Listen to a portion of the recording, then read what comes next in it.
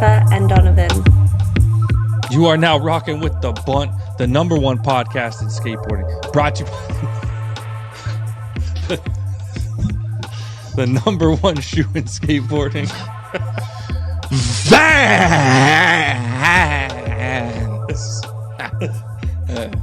Good enough for you? Off the wall since 1960, motherfucking 6. Yo, the ghost saw the comments. He heard the people critiquing. He wasn't going down like that. Man, y'all know what it is. I'm D Jones. I got my main man, the ghost, with me. We got Richie Valdez and Antoine behind the scenes. It's a cool thing. Damn right, this is a Vans podcast, baby. Ghost, what an absolutely special week we have here at the Bunt. An unreal guest in the building and some unreal timing on ours and his behalf. Tell us what's popping this week. Bro, massive interview. We got a Canadian icon in the building, mixing it up a little bit, but a great interview nonetheless, whether you snowboard or not. Skaters, you know what I'm saying? Be accepting. Tune in. We had a great conversation with a triple OG legend. I think one of the most decorated Canadian Olympians of all time. And he's at the Olympics now. None other than Mark McMorris. Straight out the prairies, man. What a G. Wishing you nothing. This is a couple days before he's about to compete, so fingers crossed for you, Mark. Do your thing. Glad the concussion didn't knock you out completely out of the playoffs. That was meant to be a pun. But yeah, awesome interview, awesome dude, and yeah, tune in, listen. It's all gravy, skaters. And then we taking y'all straight to the post office. Y'all listened. It was flooded with emails, so thank you. We back. And then, of course, wrapping it up with the rundown. We had a boring-ass Super Bowl, but, you know, we had to break it down. A little NBA trade deadline. And PSL week 1 in the books. A fun week in the sports world / PSL world. Man, absolutely epic week. I'm just going to clean something up for you. 3-time Olympic bronze medalist. Great resume. But the one you were looking for is the most decorated athlete of all time in Winter X Games. That's the point we were trying to hit there. 11 gold medals in slopestyle and big air. So let's just put some respect on the closer, Mark McMorris, in the building, and we are absolutely thrilled to have him. So make sure to follow us on Instagram at The Bunt Live. Subscribe to us on YouTube, youtube.com/@TheBuntLive. Hit us up on our Patreon, patreon.com/The Bunt. And then head over to thebuntlive.com. Ghost. It's the Ghost Shoutout of the week. What you got for us, man? You know what time it is, y'all. You know what I'm saying? Shout out of the week. Man, skateboarding has always been shaped by the videos that represent it. It's how a lot of us connect to skating in the first place. Lately, videos are treated as disposable content. Algorithms decide what gets seen, and full lengths are reduced to a couple of clips in a feed. That's not how skate videos are meant to be experienced. That's why The Den was built. The Den is a skate video app curated and designed by skaters. It has a deep catalog of videos preserved in their original quality, pure vision, pure sound, exactly the way filmers intended them to be seen. From the classics to the latest releases, and a 24-hour live channel for when you just want to kick back and zone out. The Den was made so when something special comes along, it stays front and center, long after the feed's moved on. So if you care about skate videos like we do, become a member and download The Den for free on iPhone, Android, the web, Apple TV, and Amazon Fire TV. All right, I'm cleaning out the last of my off-season shout-outs, the folder. I've been erasing them as I shout them out, and then we'll be up to current times, you dig? All right, so before I get to the official shout of the week, Daniel Lutheran, Pound of Flesh, put out a full part of bangers. If you've been wondering what he's up to, he's still shredding, you dig? Then we got Le Hon by Hadrien Buhanik, a French video. I think it was like an Adidas Europe mostly thing. Absolutely amazing. We had man like Leo Cholet, Titi, Vincent Malou, Miles Haytor, just amazing skating start to finish. And then Dante Hill, you know what I'm saying? He's still getting down. Yo, he's so massive. Like, he's just a huge human. It's so crazy to see what he can, just, he looks crazy, like, on a board. Not in a bad way. It's just, like, impressive. It's front heel, nose grinding tables, you know what I'm saying? Skating shirtless, him and Antoine Dixon. Bro, more than with... Dude? Why is that here? You didn't let me finish my sentence. For some reason, they be skating shirtless more than with shirts on, which that's just terrifying to me. I'm not trying to cut my shit up. And then we also had Do, another French video out of Montreal. This one though, by Ben Lachance. Tune into that one. Some epic skating, some epic spots, and we'll wrap it up with After Hours vid by Jasper Steinbach. So if you hadn't been paying attention, go watch all of that. And then the official shout out of the week, our boy from fucking down under, Raph Langslow, turned pro for HODL. This is a little while ago now, so delayed congrats. And HODL gang, y'all better pull up to Toronto this summer for the Bunt Jam. You know what I'm saying? Because we back. That's not an official announcement, but just, you know what I'm saying, get them flights ready, you dig? And Raph, keep doing your thing. Dude. You know? There's details that need to be added, but something brewing, dude. And HODL, they got to come correct, you know? They won their little, whatever you want to call it, tournament in Melbourne, you know? But now they headed to the big leagues, you know? They headed to the big leagues now. All right. Man, that's about it. There's not much to go over, you know? The post office is packed. The rundown is packed. It's Olympic season. People are feeling that pride. And I couldn't be happier to have Mark McMorris, legendary Canadian, in the building. And just a legend all in all. So let's get into the interview, Ghost. Yeah, shout out Red Bull too, because Mark McMorris, you know what I'm saying? We live in that lifestyle these days. But yo, Dono, I know you felt this. Just quick explanation of when I was in Mexico City last week and I hit my Vans. My mom and sister were in the room, probably sitting like 7 feet away from me. And you know how when we start, you start, and I'm just sitting there quietly? My mom was turning 61 or 61. I didn't want to give my mom a heart attack just exploding a Vans out of nowhere, just sitting quietly. So it was a little, you know what I'm saying? But yeah, anyways. A little hesitant off the jump. Back. Had to ease into it. Back, baby. Yeah, you hit that one. That's good. I'm happy we back with the energy levels, but that shit cracked me up, man. And leave it to Ants One to throw that in the group chat to make sure we all saw it. Respect for that, Ants One. Keep him on his toes. All right, Sparky, let's get this interview popping.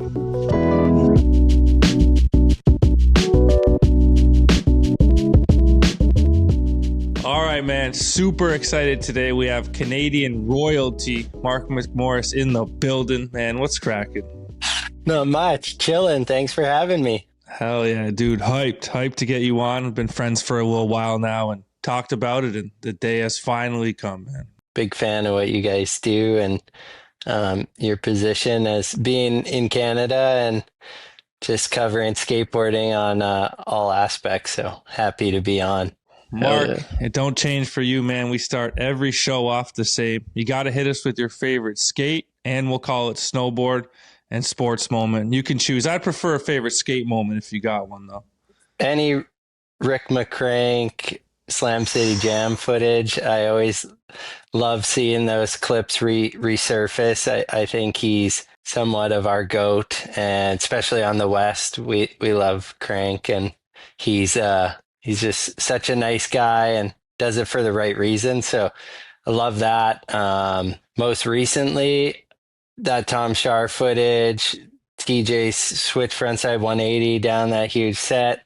Just, yeah, I'm always a sucker for the Canadians killing it on the international stage. And there's a lot of them in the skate scene. So And favorite sports moment in general? It's hard not to go with the Crosby goal at the 2010 Olympics. Whew. Dude, were you there?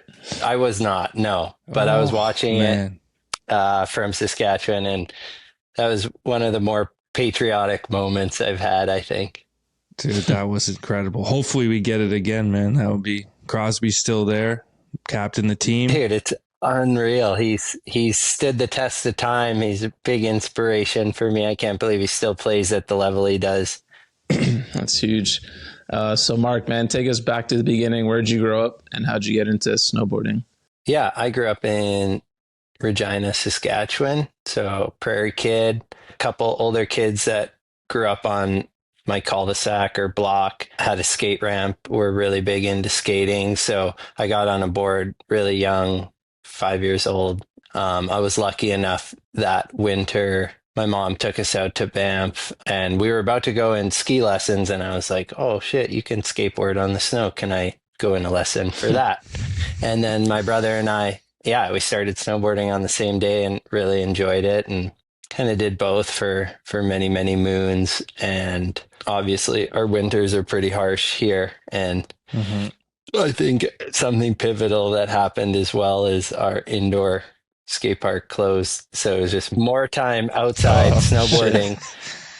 But a huge love for both. And I had a lot of support from our local shop at the time for skateboarding and snowboarding, and still holding closely to my heart for both sports. That's wicked. Was there ever, aside from the skate park, a point where you were like, man, I maybe should focus a little bit more on snowboarding? I got sponsored by the shop for skating, but I was snowboarding a lot. And my brother was definitely more into snowboarding than skating. So we had that kind of back and forth, like he'd learn something, I needed to learn it, and vice versa. So I had that kind of like competition and battle with him that definitely helped us progress a lot. When I was like 13, I was receiving a bit more support to snowboard, and I was really, truly enjoying it and loving every aspect of it. And yeah, I think I never ever stopped skating. I started to see a bit more success in snowboarding, and I was really enjoying it and receiving support. Makes sense. So what would you consider your first big break in the industry? Like, what was the point where you're like, now we're on? Having like a company come on and support me and give me like a travel budget, get me around to these contests, and you're getting free gear and you're kind of like, oh yeah, it's awesome. And then I was able to spend some time around someone that was kind of like in it already and started going to these kind of like pro level events, and you're just like, holy shit, I'm in this. I'm in the start gate, or kind of just like in the check-in for the event with heroes. And then you eventually got to like kind of be like, hey, I'm meant to be here. I'm snowboarding. But yeah, first big break was definitely winning a pro level event and kind of having my family there. And then my mom was pretty darn supportive of it. Like, she was definitely adamant about school. So the amount of school I was missing, she was a little bit bummed on that. But when she saw it all kind of pay off, and I'll never forget, we were in Calgary, I won an event, and at that time, this was in 2010, they paid in cash, and I think they gave me like 12 grand in cash right there. And I took them to the Flames game that night. And it was just such a cool like moment for my family. And I was a really motivated kid. I was super passionate about it, and I was going to make it happen no matter what. So how old were you when you won that? 2010, I would have just turned 16. Damn, that's a nice payday for a 16-year-old. For any age, to be honest with you, but 16 is incredible. The magnitude of that at that time in my brain was just like, holy shit, like I'm on and I'm going to keep going. And I had a few more like big breaks that season. And then you just kind of like, then the ball starts rolling, you start getting invited to bigger events. And in the coming years, I think it would have been like the fall of 2010. That's when I got with my agent Ninja, who's represented me for many moons, 15 years. Like I signed with Burton, Oakley, and Red Bull in the fall of 2010. So it's Wow. celebrating a long time with those brands, and I'm thankful to have those partners for that long and to have that support for that many years and like tell a story and not be jumping ship. It's just been like the dream career, and I feel lucky that it's still going. That's awesome, man. Can you tell us about your first coach, Russell Davies, and what he was like, and maybe give us a story about the guy if you got one? You know, snowboarding became an Olympic sport in '98, so there was provincial and federal funding.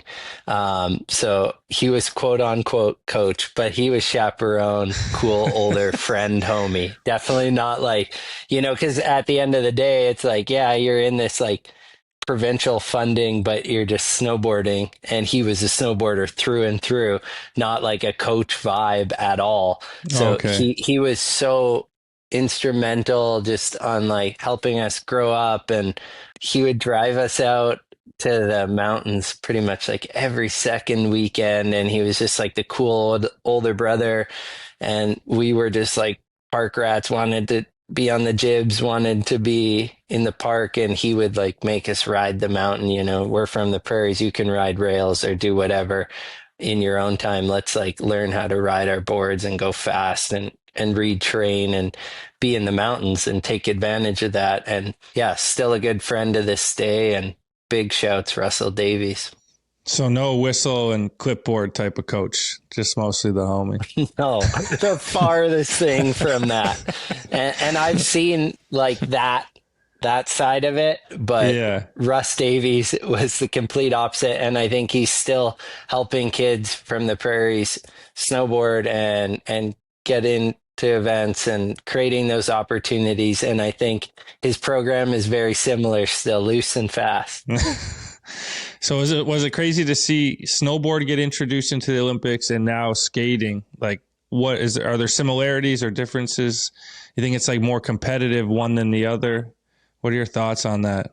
I think when any sport becomes an Olympic sport, there's definitely like a lot more interest in the sense that national organizations and then the training can become a bit more like slopestyle became an Olympic sport in 2014. And I saw that firsthand. Like I was competing in the X Games and do tours and all this stuff before it got to the Olympics. And it really helped me that I did well at an Olympics for sure. I can't say it didn't. It helped with recognition. It helped with corporate partnerships. I can't say that it hurt me in any sense of the word. Like it was instrumental for my career. I was 20 years old. It was the first event of that Olympics. I got a medal for Canada. It was really, really something. It was really cool, really neat experience. And then I went again in 18. But yeah, in 2020, when skateboarding was getting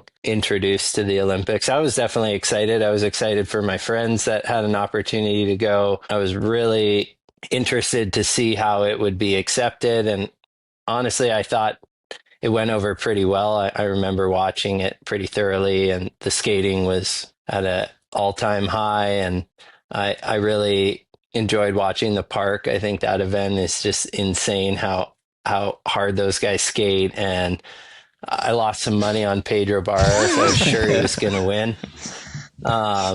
And I also bet on Nyjah and Raisa to win, and none of them won. But that's the fucking Olympics. Like Yeah.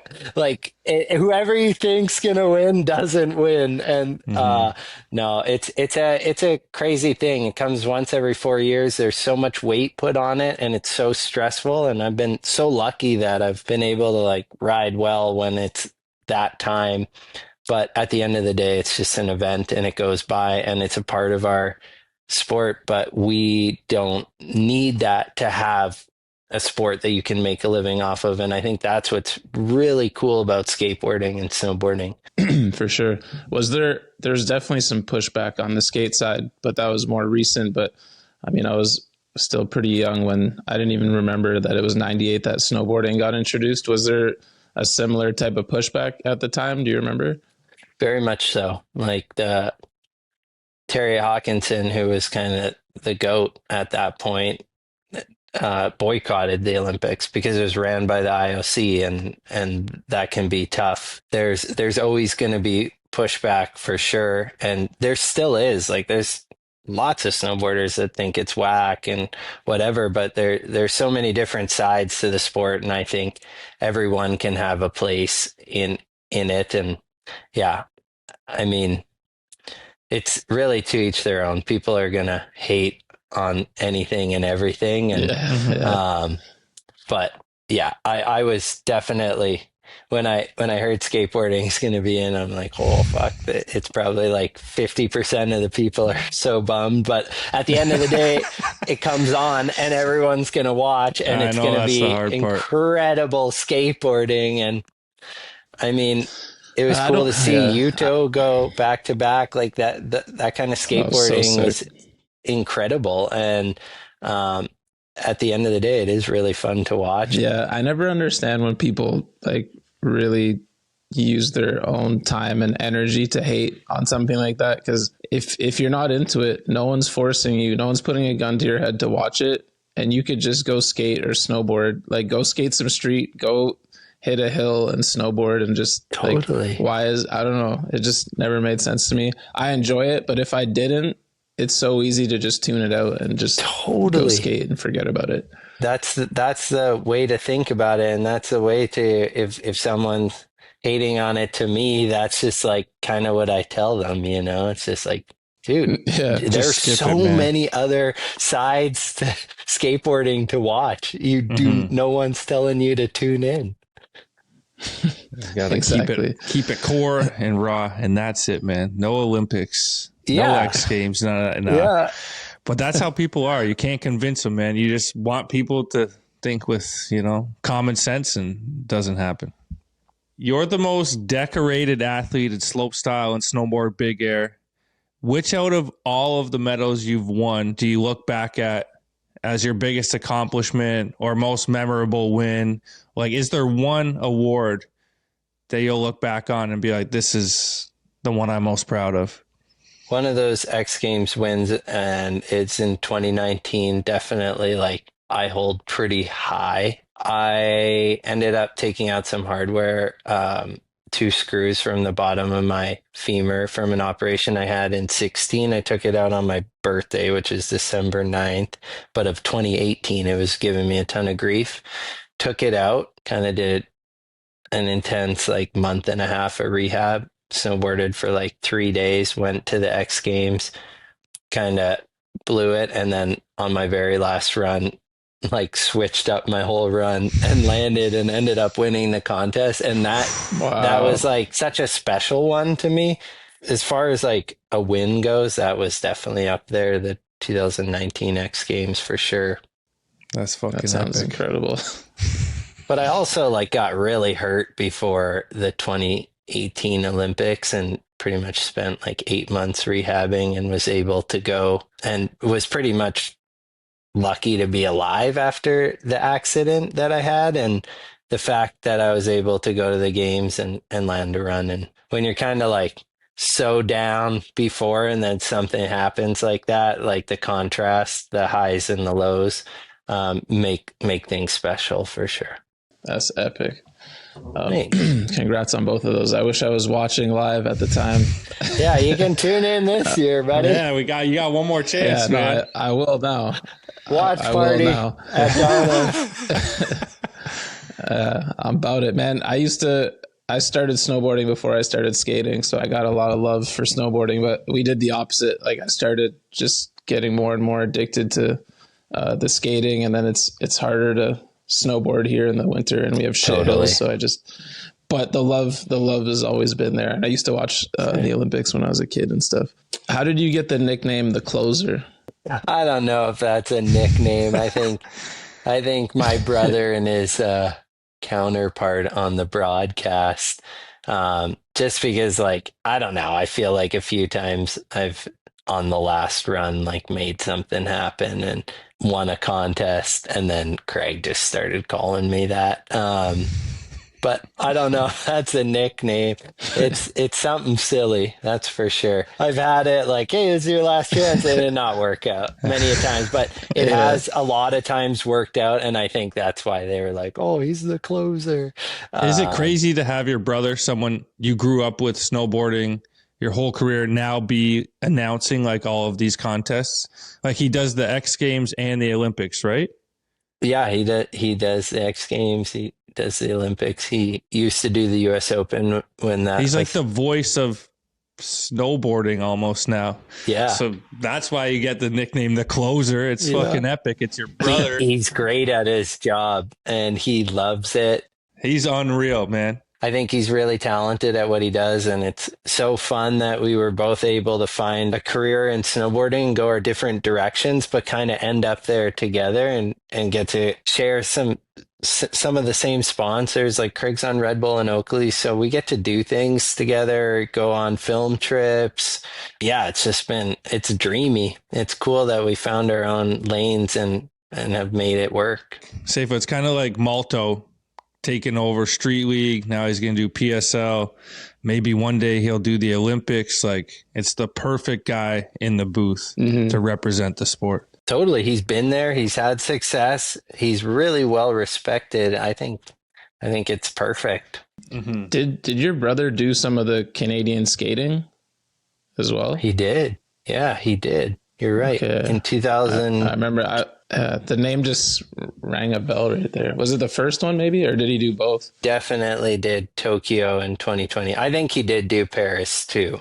Trying to think who he did it with, but Craig's like a huge skateboard fan, watches everything, and he's such a fan that I think it's awesome because he studies the sport so closely, and even though he can't like necessarily skate at that level, but he definitely can call the tricks and get everyone excited. And yeah, it's pretty cool. He just got forever, for like 30 years, it's been Scott Russell, like whenever there's an Olympics, he's like the main guy. So like it like throws back to his show every night. And he retired, and Craig's now like the Scott Russell. So yeah, like he'll do color commentating for snowboarding, but also like any Olympic coverage you watch on CBC, like Craig's like the guy. So, dude, he's made That's it. incredible. He made it. Wow. That's a huge job. He gets like the after show and everything now. Yeah, Oh man, that's awesome. he loves it. Sick. I wonder if it was your brother. I remember That's awesome. Cordano Russell did a fakey tray switch front board. And I was like, God damn. Yeah. And then the person announcing was like, I think that was a switch front feeble. I was like, are you crazy? But No, I wouldn't have been. No, yeah, he knows I have well no idea. enough. Not, Yeah. but that's brutal, man. Maybe he didn't do 2024. No, I mean fakey tray switch front feeble. He didn't just think, Oh, you know what I mean? Mm-hmm. Like he might, Yeah. whether it was him or the other well, person, they might have maybe just, if he called the fakey tray, maybe it was Craig, because he was like, oh, was it overturned?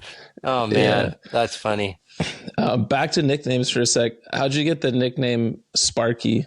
When we asked my parents, they've called me that forever, and I think it's mainly like growing up playing sports, hockey. All the other parents called me Sparky because I was just had a lot of lust for life, happy to be there, just the spark, having fun.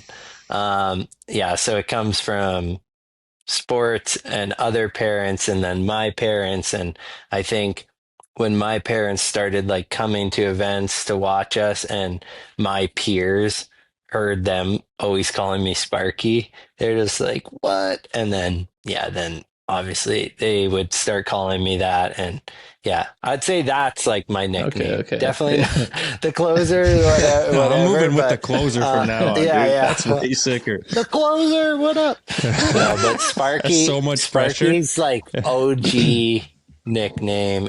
A lot of people call me that, and yeah, if you know me well, you know me by Sparky. Did you ever watch the show Keys to the VIP? Keys to the VIP. You ever watch that show? Oh It was like a no, Art of Charm like pickup show thing that was filmed like in the Toronto Club District back in the day. But I feel like that would have been your nickname if you had to do a profile back then, the Hey. intro, it was always like so kooky, but the closer, Oh, That show no. was insane, dude. it's my boy, the They closer. basically like Yeah, I've mic'd never guys seen up it. and sent them into the club to pick up girls, Yeah. and they would like compete against each other.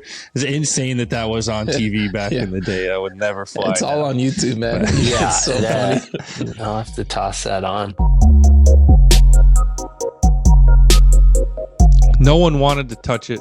Some even started to cry when they saw it. Still, someone had to do it, and that someone was going to be you.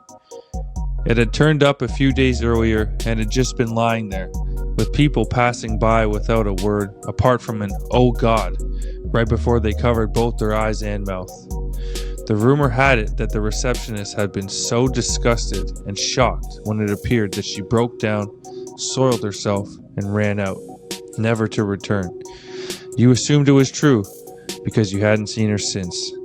For fuck's sakes, why did you have to do this? First, you had better things to do. Second, it was truly disturbing.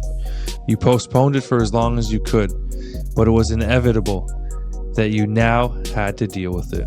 As you got closer, you could hear your coworkers running in the other direction, locking the doors behind them. It was just you now. You did what you had to do. You picked it up. It felt familiar, but still so wrong. You ran for the door, kicked it open like Bruce Lee on steroids, and slammed it into the nearest bin. You pulled out the bottle of gasoline you had in your backpack and emptied it all. It was now as soaked as the rock and coconut oil in the last full-length Baywatch film. You busted out your lighter and set that fucking thing on fire. Now, no one would ever have to ride that surf skate again. Who gave you the strength to take care of business? Who made sure no ginger backpacker with dreads and a hacky sack would cruise by you, or any other skater for that matter, throwing up the shaka and say, "Hey fam," ever again? You know who did.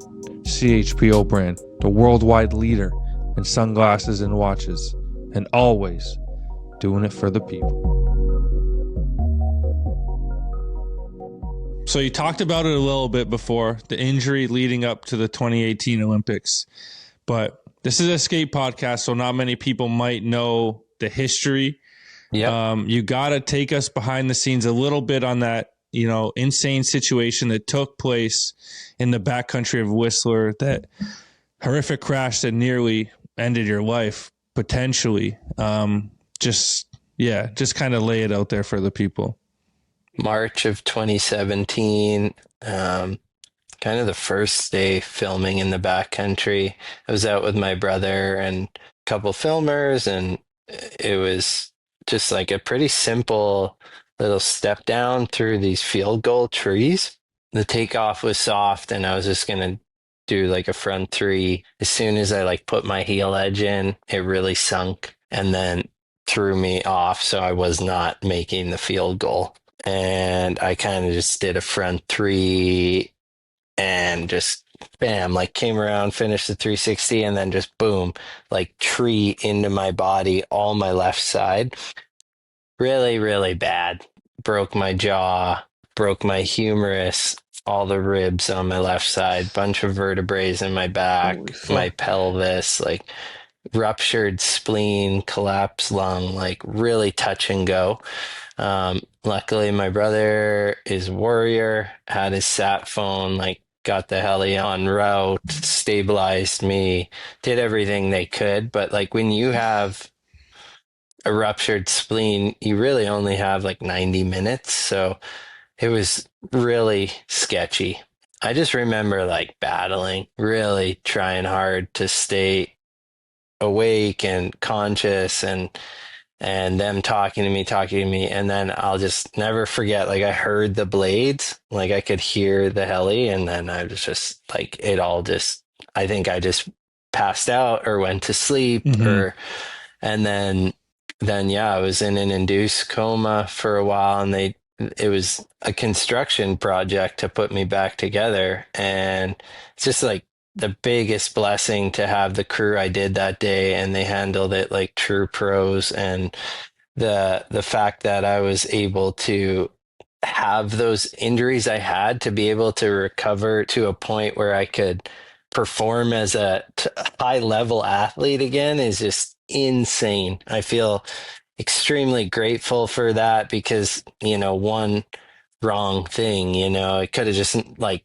been okay, but also not be able to do what I do for a living anymore. And I just feel really lucky that I was able to get out of that situation all good. And then to be able to do what I do at the level I do it at again was definitely the biggest blessing. Having my family there when I woke up, Craig, everyone just, yeah, I felt a lot of support. It was definitely really scary too. And you're just like, what the fuck am I doing this for? And as you start to heal physically, like through my experience, I realize you heal mentally too, because you're obviously really scared to do anything snowboard related again after something traumatic like that happens. But yeah, I had a great team, and that's where like Red Bull has been so instrumental. They protect their investment. They treat you like a pro sports athlete. You get hurt, they're going to give you every tool, if it's mental, if it's physical, whatever tool you need to get back to feeling confident and proud again. And there's no pressure from them to go back and try and go to the Olympics or whatever, but they're there to support that. And 2 years back to back, I broke my femur in 2016. They got me an apartment in Vancouver, state-of-the-art rehab facility. The next spring, this happens. And then right back into the same apartment, another 7 months of rehab. So it was just, yeah, those 2 years were pretty tough, but thankful to be on the other side of that. And it taught me a lot about myself for sure. Dude, now that was a very quick version of this. I think, was it CBC made a documentary on the crash and the rehab and all that? It's on Red Bull TV. It's called Unbroken. One of my day one homies actually made it, Adam Burwell. He incredible filmmaker, and he does a lot of my stuff. He's been with me since the get, and I thought he did a great job of telling that story. And you're right, I did skim over it, and if you because it's kind of, you gotta watch this. It's incredible. Yeah, it's kind of a tricky one to talk about, but if you want it more in detail, watch Unbroken. Wow. Do you think that the fact that the Olympic Games coming up a year later kind of helped you have something to like push forward to and have a goal to work forward to? I reckon so. I think setting goals and having this overlying thing is important for sure. Having things to work towards has been huge for me. And yeah, I think the fact that year I was lucky, I was pre-qualified from the results that winter leading. So I like did all these contests, did well, got my spot at the Olympics. I'm like, fuck yeah, it's time to film. And that was the first day filming. So that was really tough.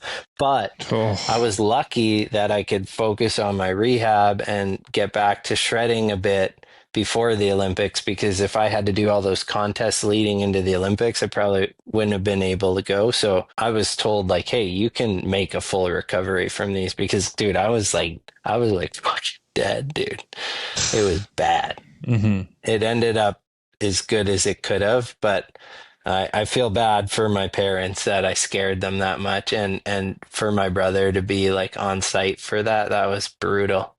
Trying to be smart, and that comes into the play when you're filming a lot. When you're in the backcountry, you're pretty remote, so there's a lot of factors that go into it. So just trying to be smart about it is huge, and it was a big lesson learned.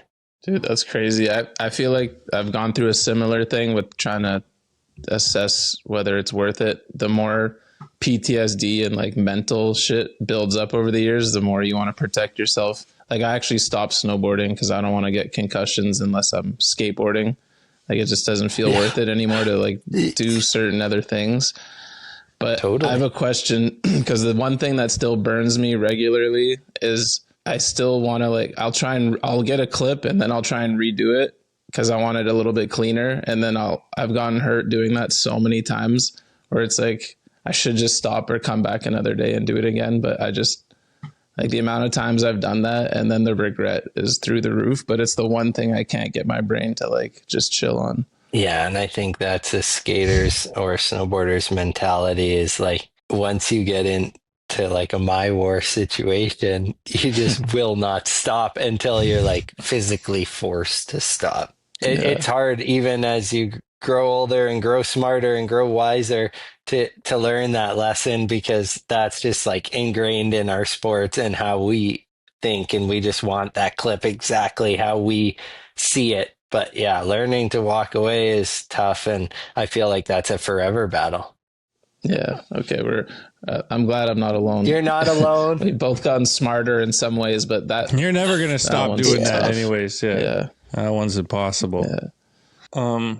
So obviously, man, you're more than just a snowboarder. You're like I said, a Canadian icon, a true celebrity. I experienced it when we hung out and went to the Leaf game together. Like you got everyone wanted to take photos with you, kids, grandparents, aunts, uncles. Everyone wants, a photo with you. Can you give us a story or two where this like rock style or rock star lifestyle has taken you, like just being the celebrity that you are?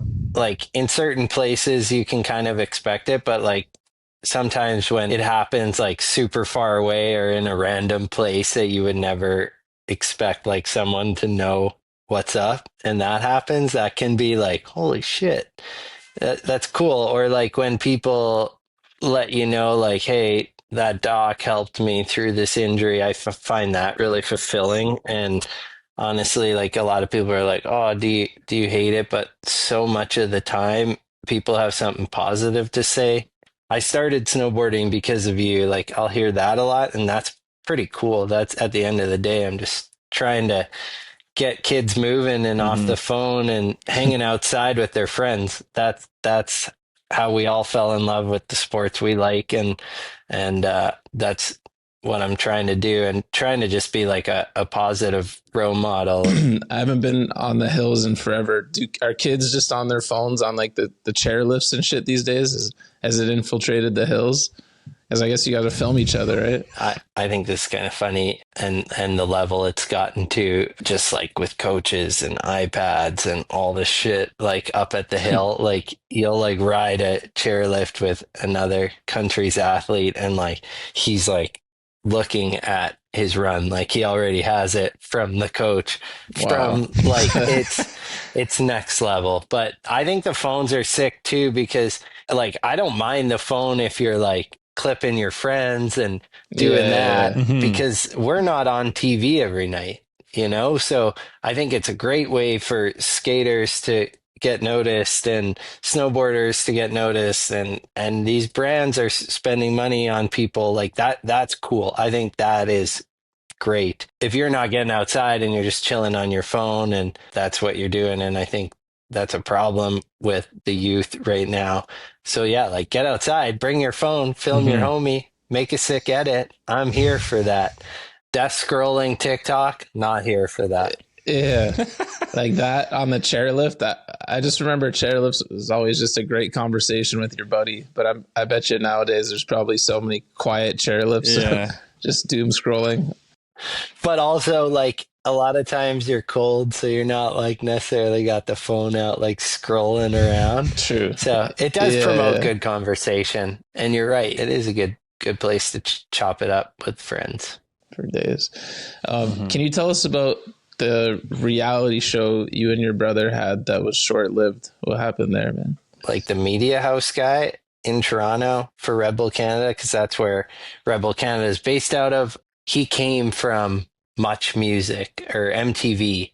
So he had these connections with them, and then that like started to actually like conspire, and it was like, holy shit, they want to do this show and let's make this happen. And here's a few different people that could direct it. And we are so lucky we ended up with Alex Craig, who's one of Rick's best friends, and the whole crew was all skate crew from Vancouver, and they did a fabulous job at it. We had so much fun, but yeah, like the party of it was insane. Like I I think years were taken off our lives from those like 7 episodes.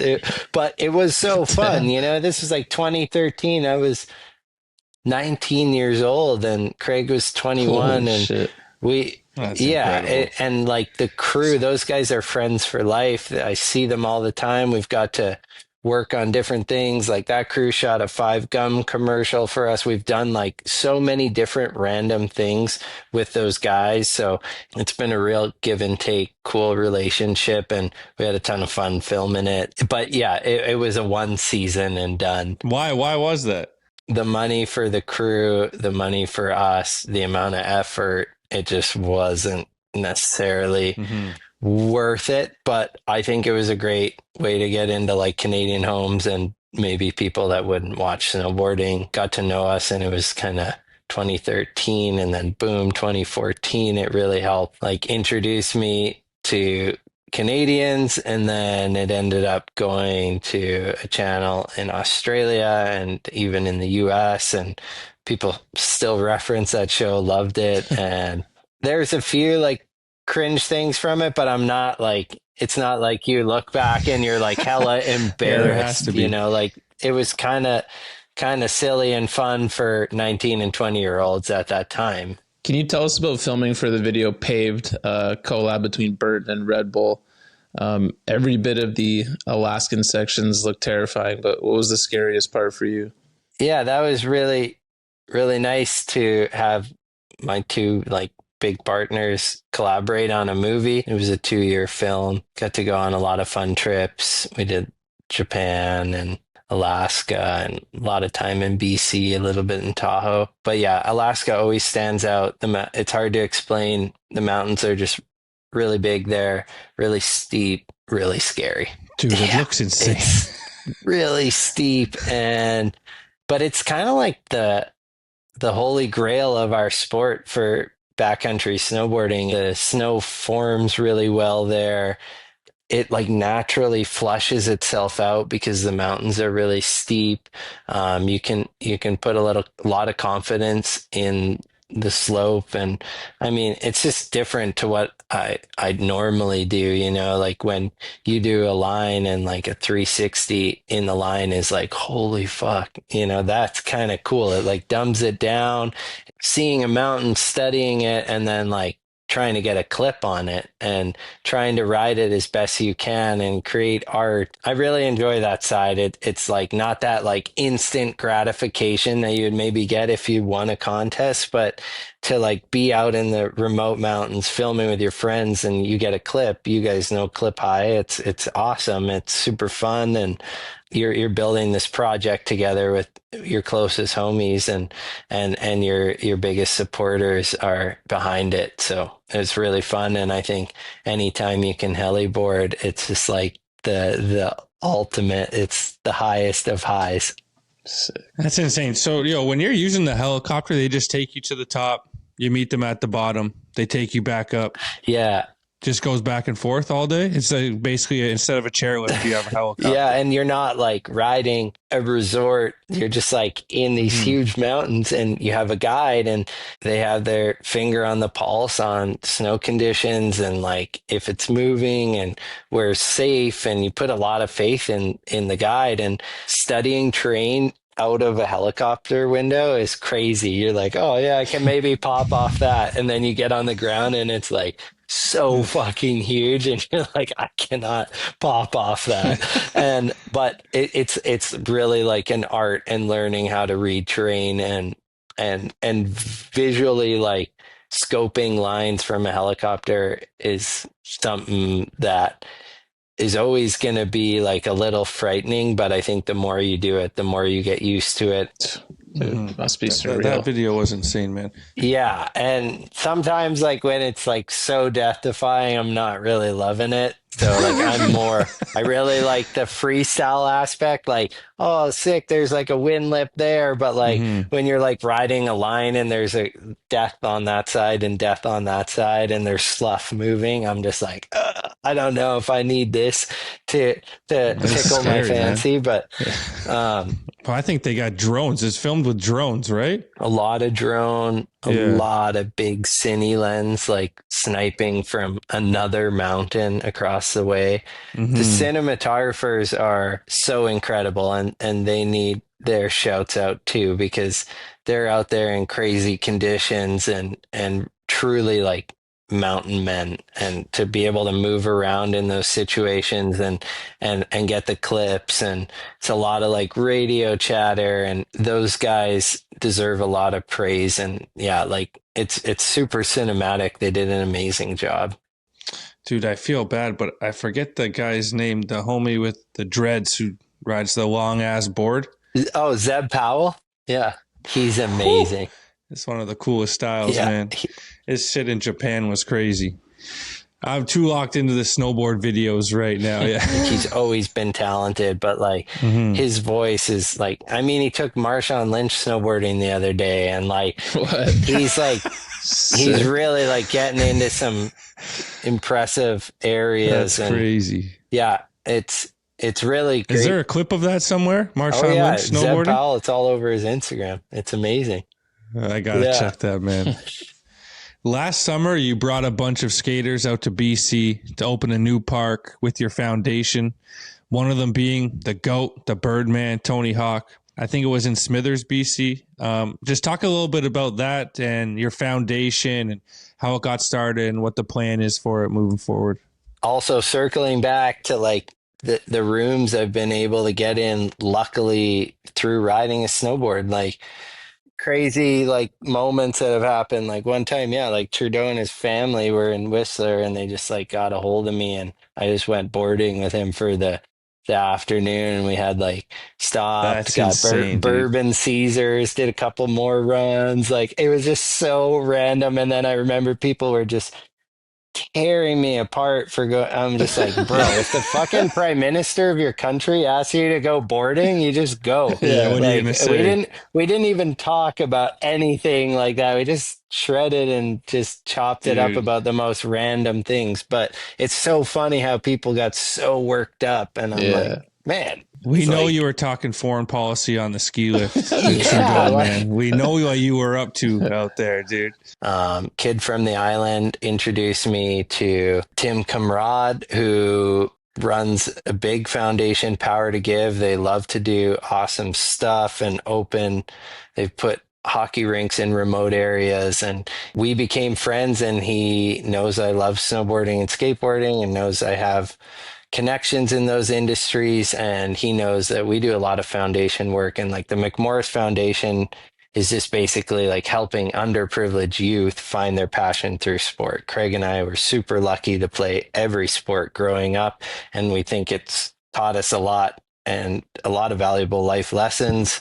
You skateboard or you snowboard, you got to get up a million times to get that trick and to get better. And it teaches you insane work ethic. And then any team sport I've played, it's like you learn a lot about how to interact with others and how to work together. And as soon as we had any bit of success, we were like, hey, let's start a foundation and try and give back, because we felt super lucky to make it in sports. Anyways, I get connected with these guys, and I know Tony a bit because I have a home in Encinitas, and I see those guys around, and a lot of friends of mine down there skate for a living. So I've known Tony a little bit. I reached out to him and I said, hey, like Power to Give is putting a lot of effort into building this remote skate park up in Smithers. They need a revamp, and they've raised a ton of money to do so.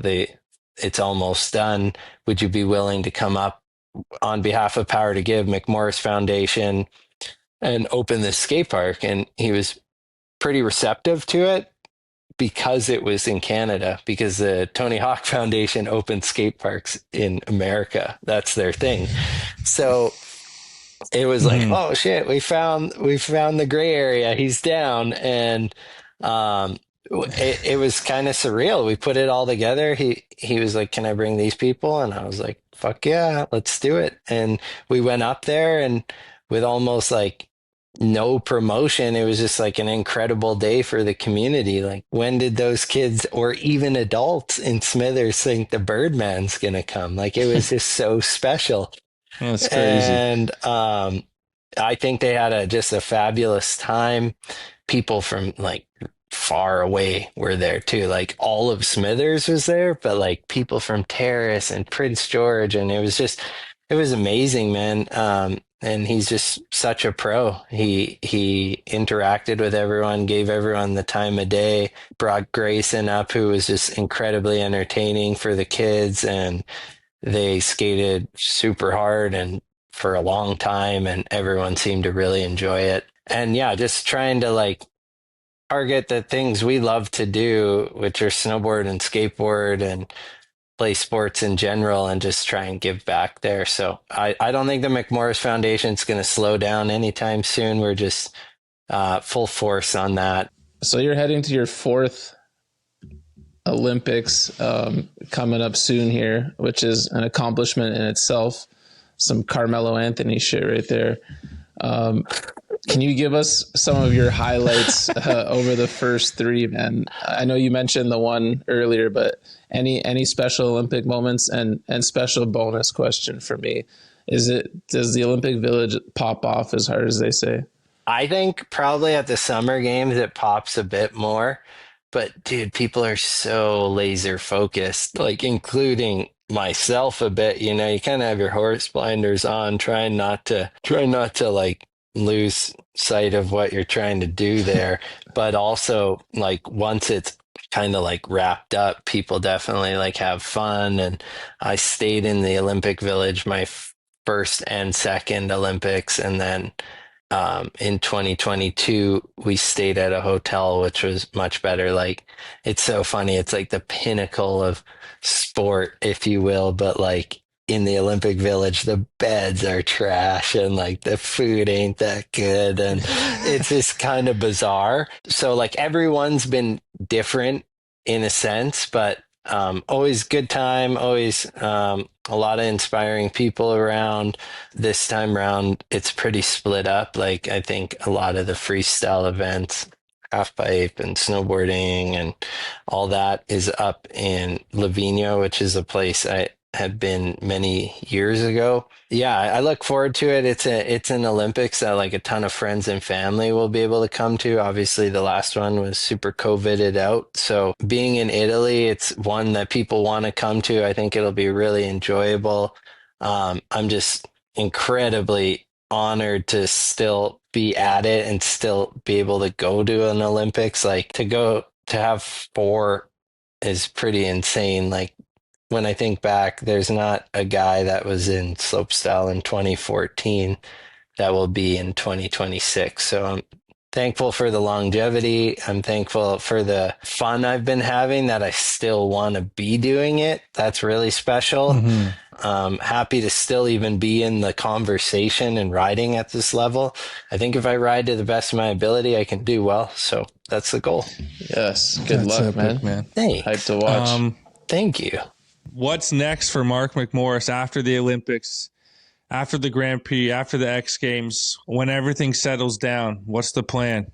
That's a long ways away, man. Tough question to answer. Sorry. Keep having fun, keep pushing myself, do some filming. There's an event that's held pretty high regards for snowboarding as a whole. It's called Natural Selection. It's kind of like a backcountry event. I'm going to do that in March.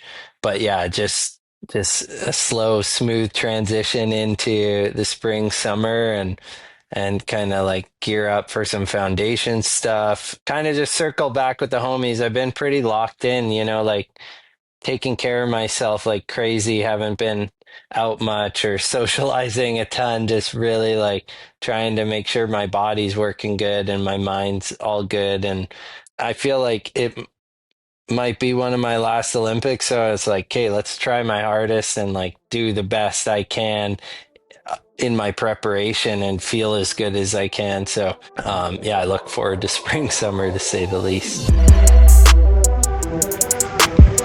the heat from here? Yo, it's Rapid Fire with the Ghost, and this week we're honored to be brought to you by Crooked Skateboards.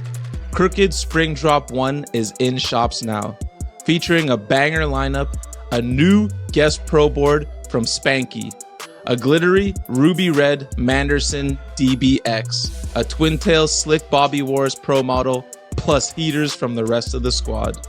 One of those little crooked birds chirped us saying they're dropping a video on their YouTube any day now, and they're introducing a new rider in it. Who could it be now? Look, you know I'm real for life, but I'm gonna need one of those Bobby boards to shake the rust off my switch trays once the snow melts up here in T-Dot. Mark, Jim, somebody send me a box, you dig?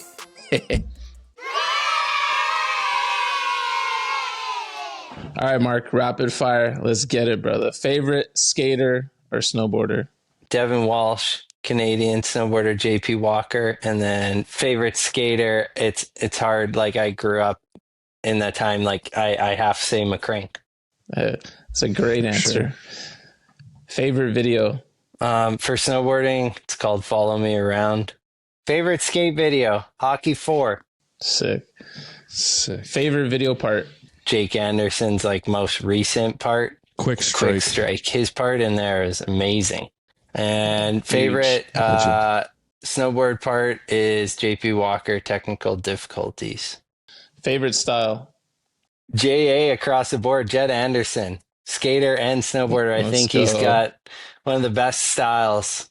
Yeah, that's he's nice with it. Which skater or snowboarder had the biggest influence on the way you skate / snowboard? When I think back to the early days, JP Walker had such a huge influence on me. On the skate side, I have to just say McCrank again. Like I loved him. He was like my childhood hero for skating. Hell yeah. Yeah, he killed it. Mm-hmm. Most talented skate and snowboarder on planet Earth?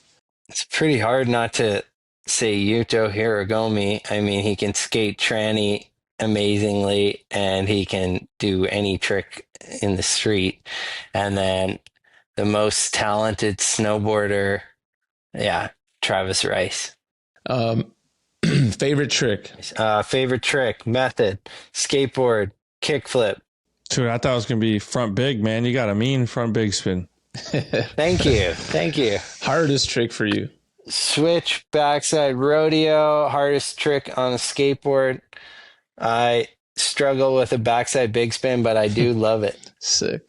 Nice. I love when people can do that trick really well. I think it's dope. Same. Most illegal trick? Most illegal trick in snowboarding is definitely when people do like a double nose or double tail grab, like rocket air or double tail. Dude, I don't know what's illegal in skating for that. That's hard. All good. Double tail sounds whack. Probably double tail in skateboarding. Favorite clip you've ever gotten? It's from Brothers McMorris. It's a natural back 7 in Alaska. Favorite clip I ever got skating would be tray flip down this I think it's a 6 stair, and it's in Saskatchewan, and it's probably from like 2009 or something. That might be as big as Donald's got his tray flip to go over the years. No, what this ain't about me, man. What's happening here, dude? Dono skates really well. I didn't realize how good of a skater you were, and then I saw your clips, and I was like, damn. Past tense, dude. That's past tense, man. What's the worst trend you've been a part of? Leg bags. What the hell is that? It's like this air blaster thing you would put on your leg, and like it had like pockets and stuff. It was a weird time. I remember my brother like kind of like jokingly got it for me for Christmas because he thought they were whack. I thought they were cool because people I looked up to wore them. Pretty sure Jed wore one at one point. Sick. What's the gnarliest trick you've ever witnessed? This Japanese kid last year at X Games did 2340. So I think it's 6.5 360s and just did it so well and just so bold. His name's Hiroto. And that was probably insane. the craziest thing I've ever seen. Wasn't there a snowboard game back in the day called like 1280 or something? Like this fool almost doubled that. Yeah, it was some rotation. Yeah, I feel like there's been a lot of snowboard video games, but that being one of them. In 2016, Mark McMorris Infinite Air came out. You got a video game? Xbox One and PS4. You should look it up. It's hilarious. That's the Tony Hawk of snowboarding, man. Did you get to pick the cast of riders? Yeah, but I was pretty persuaded. My agent had me pick a lot of his crew, but it was sick. We had fun doing it, and there are great people in it. Dude, that is so sick, man. What's the one trick that got away? Last year, a switchback 10 on this jump in Alaska that I would have loved to have in my in the movie, but just couldn't make it happen. Still lose sleep over it. Oh, fuck. No. What's the biggest bunt you've ever witnessed? Brock Crouch from 12. Oh, shit. I don't know why that made me laugh so hard. I don't know who he is. The homie? He's going to hear that and be like, what the fuck? Yeah, he's a homie. That's why I can say about it. That's going to hurt him? It might hurt, but he needs to hear it. Oh, you know what? That's perfect. One time we had our buddy call out one of his buddies to 50-50, this like kind of scary rail at their local park. And he heard the call out and he got motivated and he went and did it. We posted it on Instagram. Oh, shit. It was amazing. So maybe this is the motivation Brock needs, man. Maybe I'm lighting a Brock, fire. what's up, baby? Yeah, we need this. What's the last new trick you learned? Backside 1980. Holy fuck. Holy shit, man. Yeah, I was happy to learn a new trick. You can, like, that's like a big air trick. Yeah, but honestly, might even need it in a slope style run if you want to be on the box. Fuck. Jeez, man. Yeah. Dream job after snowboarding. Company owner. Wicked. Love it. Favorite local brand? Haven. Those boys are cool guys. Canadian guys. I think their shit's dope. Sick. Favorite local snowboarder? His name on Instagram's Better Than the Police. His name's Bryn Alexander. He's really dope. Nice. Sick. This one, if you don't have one, it's fine. But what's the one sponsor you regret riding for? No regrets. You picked crazy right list first too, tee, man. yeah. Favorite teammate ever? Danny Davis. Sick. Worst teammate ever? His name's Tyler Nicholson because he was always getting me into trouble. And he came to the Olympics with me in 2018, and then we like stole some beer from the Team Canada house, a bunch of Molson, and then he put it on Snapchat. Fucking rookie. And then we got in trouble. I love that. Worst trend? Like I talked about on like tricks, like a lot of people are like doing these double nose and double tail and like pulling their shit super close so they can like rotate faster, but it just looks so whack, and I'm not here for it. It sounds like it's Just not for me. picturing it looking like a skier rotating like that. Yeah. And like when you think about like aerial skiing, it's like almost the same. That sounds dusty. Worst style? Shaun White when he's wearing tight ass pants. Oh shit! Got He him. just looked so good and normal with his baggy pants, and then he started wearing like leopard print skin tight pants, and I'm like, bruh. You can't take away from the talent, but God, you could definitely make yourself look better out there. But he's back on the baggy pants, so that's good to see. All right. Nice. That is good. All right, Mark. Last but not least, who's the last person you want on the sesh? I'm so like, I don't want to hurt people's feelings. Fuck. Well, Mark, man, I know you're a busy man. Schedule's only going to get busier. Thank you so much for coming on the show, man. Appreciate this. You know, My favorite episode, I have to say this, is dude, it's so funny. I've listened to it multiple times, but the Will Marshall episode is just it's the best one, dude. It's so fucking funny to me. Anyways, I just had to say it. You've got mail. Welcome back to the post office, brought to you by our good friends over at Dickie's Skateboarding. Quality workwear since 1922. From the work site to the streets. Ain't nobody keep you fitted like Dickie's, man. All right, Ghost, who we got up first? All right, let's see. Thank you, everyone. Last week, the post office was short and sweet, 3 emails. And this week, there's like 30 in here. So much appreciated, Bunt Gang. All right, from John Metz. Welcome back to another barn burner season. Love it when I see new episodes. Question: what guest have you guys had on that you were like, there's no way he will say yes to this? And then you reached out and they actually came on. Like, which person surprised you the most? My favorite episode ever is that Jake Phelps one. Rest in peace. And that seems super nerve-wracking to pitch that guy, but it worked. Killing it as always. We the people are grateful for you guys. Respects. Yo, respect to you, man. Thanks for What being a in the nice post email. office. Mm-hmm. Yeah, real shit. John from Boise. Which one do we pitch that I never thought would happen? I mean, that's like almost every other week, dude. I expect it to be harder than it is sometimes. And like over the years, it's definitely got even easier, but we found ourselves in some jams sometimes. It's hard to say, but like there's so many. Beeble, I never thought we'd get Beeble. That was a crazy one. Stevie Williams in the early days. I think we were in Boston when we did that one, or when that one dropped. Like, that was insane to have happen way back when. Obviously Phelps, like, we've done people who we never had pictured in our wildest dreams. So like basically every other week, I assume they're gonna say no, and it just keeps happening, man. It's like a wild dream we're living.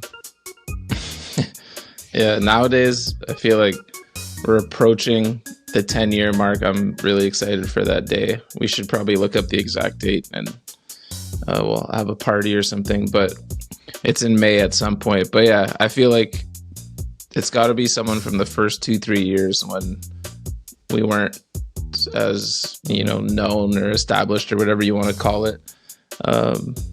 But I'll go with yours, Jake Phelps. That one still blows my mind that we got him on, because I don't think he didn't really know of us. And I think when we asked him to come on, he kind of asked around, and then I think people were like, oh yeah, you should do it. But he never listened to the pod or anything like that. So that was strictly like, shout out to whoever convinced him to come on, because it definitely wasn't us. And that's an all-time favorite of mine as well. I remember re-listening to it after he passed away, and it just, I'm so glad we got that. Rest in peace. And the other one that comes to mind, we've told this story a handful of times, but P-Rod, because that was the 5th interview we ever did. And not that we're like master interviewers now, but we were definitely noobs at the time. And we just pulled up to Spanish Mike's hotel room with a backup P-Rod interview ready when we heard they were sharing rooms. And then Paul came in like and just sat on the bed quietly for the last 10 minutes of Spanish's interview. And then we said what up and shit when we were done. And we're like, hey, do you want to do one? And he's like, yeah. And we're like, well, we have an interview here ready. So that was awesome. We didn't put it out as the 5th. Yeah. Shoot your shot. He's like, they came prepared. I think that was season 1, and it was such a big deal that we saved it for season 2. We're like, no, we can't put this out just yet. We need to save this. Mm-hmm. Yeah. I feel like Wenning was like that too. That was a huge one. Oh, I never, like at the time, I think it would be more like of a viable interview now, but like at the time, it seems like it wouldn't happen. And the Ghost pulled that one off. Savage, man. 2 people we should get on again that you mentioned, I think, are actually Wenning. Would be great to catch up with them now. Mm-hmm. He came to the barbecue in Detroit last summer, like so hyped. He's out and doing great. And Beeble round 2, that one's probably impossible, but that would be amazing as well. Yeah. And then favorite episode ever, just one, no short list, just one. Like, what is the one where someone's like, which one should I listen to? Where do you send people? Oh, was that a question, or did you just make that up? Yeah. No, he said. I think that's a question. Okay, I'll go with. Oh, maybe I did make that up.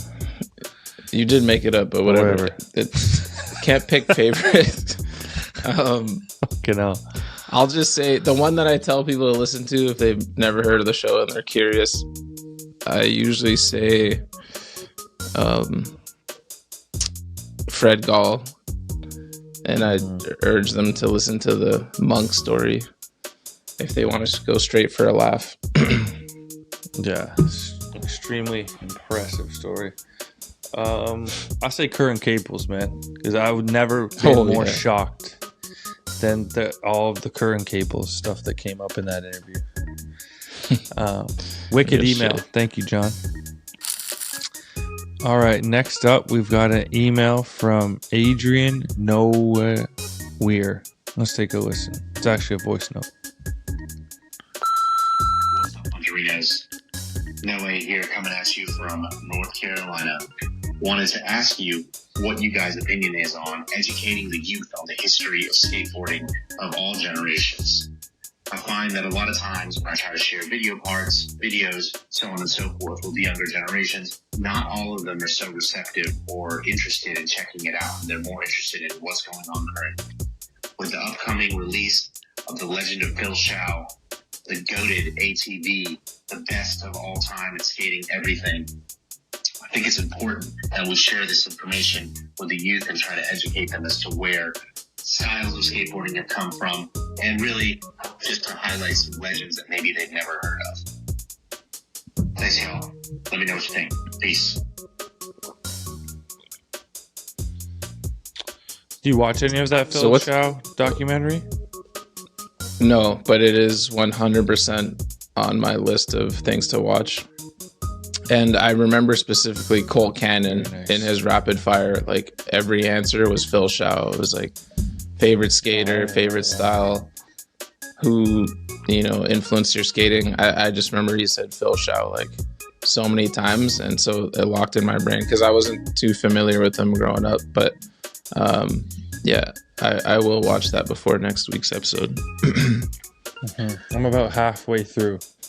And for someone who knew not much about Phil Shao, other than he's like well respected, it's pretty eye opening of like his level of greatness and like how everyone loved him. So definitely cool documentary. Yeah, it's important, man. But the history is so rich. Like it's hard if the kids don't want to learn, you're fighting a lost cause, you know? Yeah, 100%.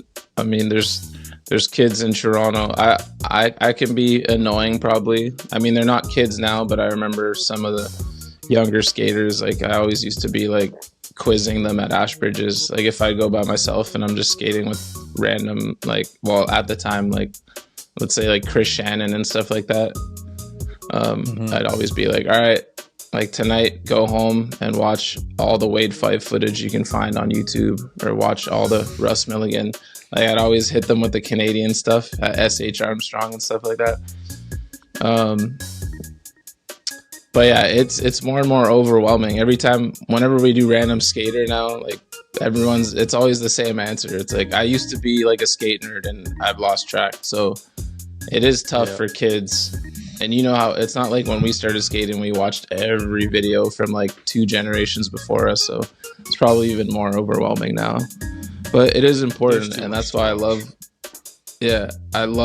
what I love Epically Latered. I love what Thrasher's doing now with these Phil Shao type docs. Feedback TED, Spot History. Even in Toronto, we got Justin Behan doing his thing with Toronto Spot History.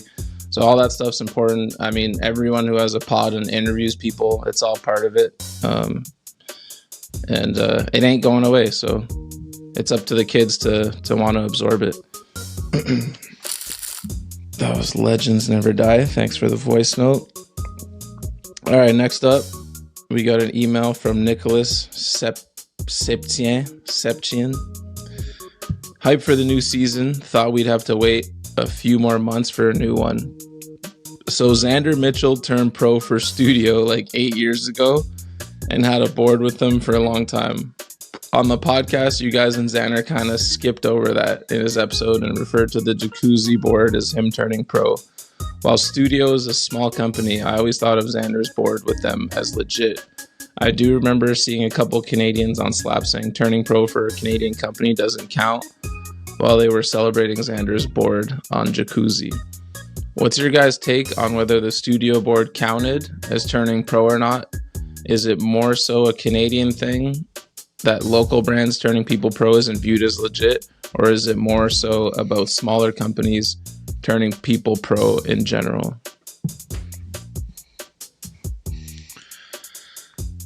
Great question. Dude, I didn't even know, man.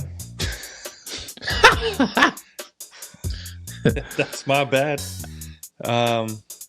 That's no disrespect to Studio. I love that shit.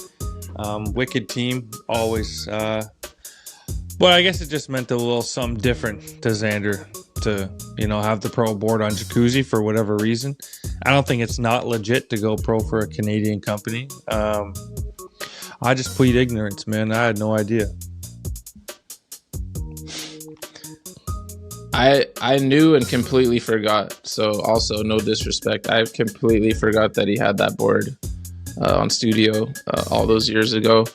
But it's just two completely different things. Like in my eyes, there's Canadian Pro and that's its own thing. And I have all the respect for, there's some really dope boards up here, or board brands, Studio, Jenny, and I'm going to stop naming because I'm going to forget some and not trying to be rude, but there's levels. I think if you've been skating for a long time, you it's just something you understand. But like some of those boards, while they may be selling around the world, it's just not the same. They don't have the same reach as some of. Well, nowadays there's a billion board brands, but like I understand why it would count a set. Like it almost counts as the first time he turned pro because now he's turning pro on a bigger stage. And I think everyone that has a Canadian brand that's smaller understands that too. Like it's not a disrespect thing, but yeah, it's a tough thing to pinpoint, but we're proud of Xander. Let's just leave it at that. Good for you. And we love Studio. He's got two Shout pro out boards, everyone man. on Good for Studio. Xander, man. Yeah, Studio has had some great graphics over the years, man. That's for sure. Great graphics. Shout out Brian Weary. Over there. Always. All right, next up we've got an email from Noah Burley. Hey y'all, hope you're doing well. Can we please get a little bit more hockey/NHL talk in the rundown? My wife and I started watching hockey this season and it has completely changed our lives to where we are now partial season ticket holders for our local AHL team. Being from Texas, we are huge Dallas Stars fans. Dono, if you had to pick a team other than the Maple Leafs to root for, which team are you picking? Thanks, y'all. Dude, yeah, the hockey talk has been slipping. I mean, we're only 3 episodes in, and we've had a lot of off-season NFL stuff to get to. With the NFL all wrapped up, I feel like, we're going to get to some hockey talk. We're a day away from hockey and the Olympics starting, which is a very, very important tournament for Canada. The USA wants to steal hockey from us Canadians real bad, Sucks I'm going to have to cheer against my boy, Austin Matthews. Big Austin Matthews household over here. And cheer for Connor McDavid. That'll be great. Anytime we get to cheer for Crosby and McDavid, I love that stuff. Dude, down in Dallas, they have a wicked team, wicked young team. That's awesome that they started watching hockey. That's wicked. Seifa actually is halfway through a heated argument with one of our buddies, 6-year-old, about who he would start his franchise with. Current player, current date, Connor McDavid or Sidney Crosby. Have you come to a conclusion who you would take? Oh, come on. It's called the common sense thing. And it's Connor McDavid, of course. How many years younger is he? 11 years younger or something? It's no debate, man. Something like that. There's no worry that McDavid might not ever get over that. Starting mental block he has in the finals. No, we're talking about starting a franchise from scratch. Who do you want present day? We're not talking about their current teams and whatever. Just who's the building block at this age? I think you said Crosby's 38. Like, it's just it's Connor McDavid. Sixers smoking crack, in my opinion. It's crazy because you can make an argument to take someone in this NHL current date over McDavid, though. There is another option. Now you're adding there shit might be to the debate. Yeah. Okay, let me get David's question. If I didn't cheer for the Leafs, who would I cheer for? And the answer would be right now. I mean, I watched the Sharks because I like Macklin Celebrini. He's exciting. And I do like Dallas as well. It's a good team. But I would go with... I can't pick anyone in the East because I hate them all to bits, man. I hate every last one of them. I go Minnesota. I'd root with Davis. You know, me and Davis argue about all things sports. It would be cool to have something to cheer for together. But right now it's Team Canada, man. Austin Matthews, public enemy number one. He's got a problem with winning too, man. Shit, he ain't won nothing. It's crazy. He's the captain of the U.S. and we obviously have Crosby, and they put their two resumes up against each other. Whew, that ain't looking good, bro. Still young. Matthews' resume, dude. If he had to go out find a new job, that resume ain't getting him far. All right, Noah Burley, you just took over the post office with Hockey Talk. I hope you're happy. All right, next up, we got an email from Norby Guerrero. Yo, so what the hell happened with the 303 beef? Also, flat earth or round earth? All my homies think the earth is flat and call me the R word for believing otherwise. Still. Wow. Okay, so your crew is a little... Where's Norby from? Crazy. Maybe they're gaslighting you. Yeah, I know. Where are you from? Fucking. Yeah, that might be it. Actually, can't say anywhere. It's gonna get in trouble if you name any place that he might be from. Just saying they're dumb. Just careful. No, dude. Guess where he's from, please. Let's both guess. No. Come on, dude. Obviously from Florida somewhere. Come on. Somewhere in Florida. Oh no. He went there. Had to be, dude. Dude, what did we get? We didn't get an update. What is even the point? I thought there's an email. Maybe it's coming up later in the post office. Someone said something or another.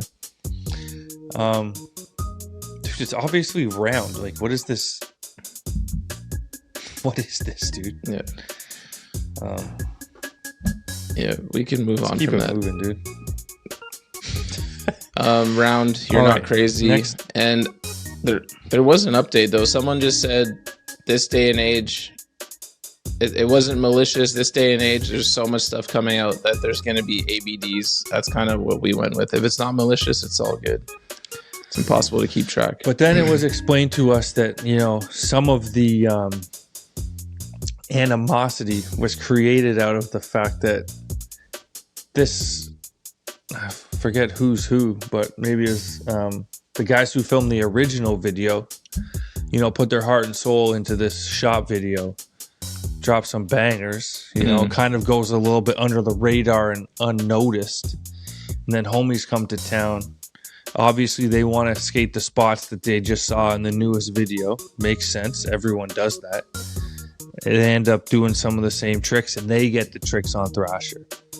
So that makes sense, dude. It adds up. Like when you feeble the Arto double kink, and then someone does it after you, and they get it posted on Thrasher, you're gonna be a little butthurt. That's fair. Exactly. Okay. Well, that's all wrapped up. We've got an email from Martin Warner. Donovan Safla. 2 years ago, I saw a bigger dad at the park with his wife and 2 kids. Without much warm-up, the dad tried to ollie up the Euro gap. The second he popped off the ramp, the skateboard left his feet and his body turned 90 degrees and horizontal. The father then slammed straight onto his spine on the edge of the step-up. I was certain his back was broken.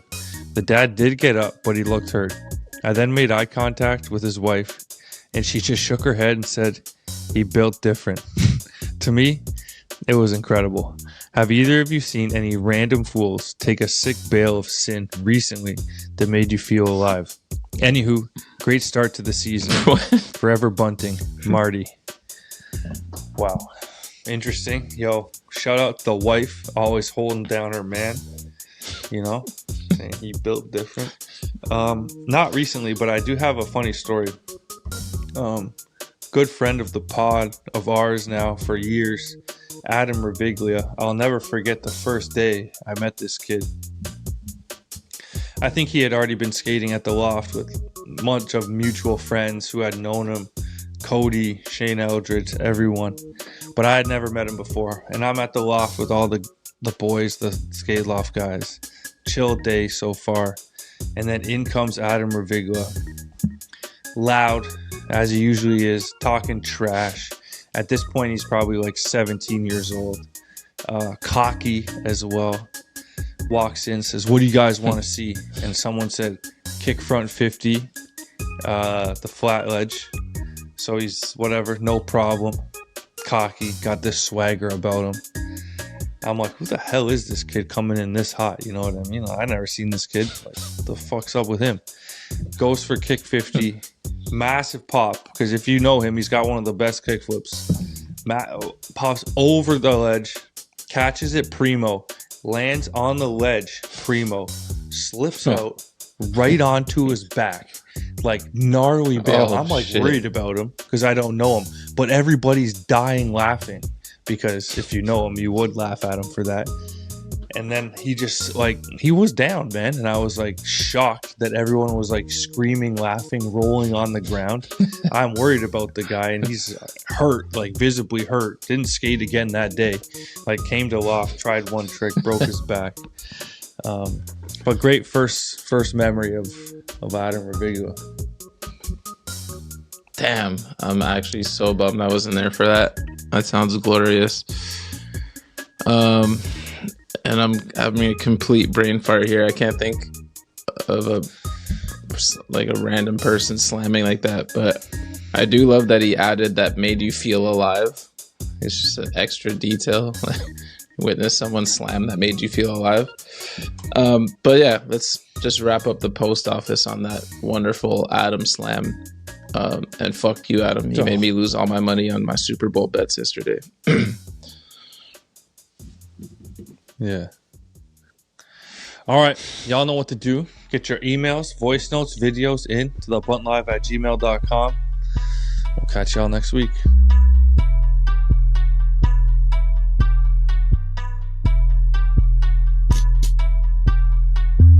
This is The Rundown, the skateboard world source for sports.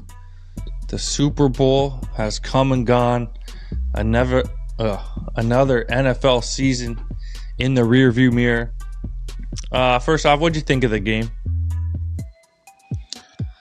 One of the most anticlimactic Super Bowls I've seen in my 11 years-ish as an NFL fan. But, I mean, it's cool to see the Sam Darnold story, you know, have its fairy tale ending. I wish he had more, like, attitude. He's so boring. Like, doesn't say anything in interviews. There's no, like, shitting on all the haters. So it was just kind of a meh Super Bowl. But we watched it with the homies at our friend Simon's house. So that was fun. It's fucking freezing here. So it was nice to get out of the house and hang with the boys, but not much to say about the game. Dude, there must have been a writer's strike in Hollywood, because the script writers got this one all wrong, man. This was the worst end to like a really good playoff. And looking back and seeing the other potential matchups that could have been just crazy. The Bears get in, you know it's going to be crazy. The Rams get in, you know it's going to be a shootout. Jacksonville takes that next step, like just pretty much anybody. And then the Patriots played potentially the worst game of anybody all season. It was pitiful what they were doing. I forget what the fucking the left tackle for the Patriots gave up the most pressures in Super Bowl history in like any game, like 14 pressures from that one side. You know, homies having nightmares. Drake May came out and said that he wants to do it all over again. So the question I pose to you, with the gauntlet of quarterbacks in the AFC, you know the names: Josh Allen, Joe Burrow, Lamar Jackson, Patrick Mahomes. You got Trevor Lawrence wanting a piece now. There's always Herbert waiting in the wings. Does Drake May and the Patriots truly get another shot at this? I mean, I wouldn't be mad at it, but I don't think so next year. Like, I think, man, everyone was like, "Oh, schedule." No. Ever? Oh yeah, I think they have a chance to get back. I definitely think they have a chance to get back, but I think they skipped. They were way ahead of schedule, and the schedule was also so favorable. And then even in the playoffs, they went against tough defenses, but man, every team they went against was just fucked in one way or another. No O-line for the Chargers. That was not even a game. No Nico Collins, and fucking the Monstars stole fucking CJ Stroud's powers. The amount of turnovers he had, they had so many short fields. Yeah, no, that's true. It could have been so many short fields. Those powers. And then I can't even remember what was the backup QB's name? Stidham. Fucking played for the Broncos. Stidham, like, come on, man. That was, and they barely beat them. They barely beat the Broncos. Like, if it wasn't for Stidham, they blamed it on the Blizzard. Dumb fumble. Yeah. So it was unfortunate, man. Like, I wish the Jags made it, or someone just more exciting. Obviously, I know you wish the Bills made it. There was just, at least on the AFC side, there were so many better, more fun options. Seattle came and did their part, but yeah, the Rams got to be kicking themselves. There were better options had they on that other side as well. Like, yeah, but I just think if there was a better team to face Seattle, it could have been a better. They would have won. Yeah. Oh yeah. But they don't get back there. The Rams would have smoked them too. No, never in Drake May's career. Dude, bro, look at the quarterbacks, man. Look at like. It couldn't have been easier. He didn't have to play one good quarterback, you know? And, like, he doesn't even have a good team, realistically. Herbert. Like, Diggs is, yeah, I said good quarterback. The book's out on Herbert, too. Like, he's been getting overvalued for a long time now. They don't have good wide receivers. They were getting the job done with the makeshift crew.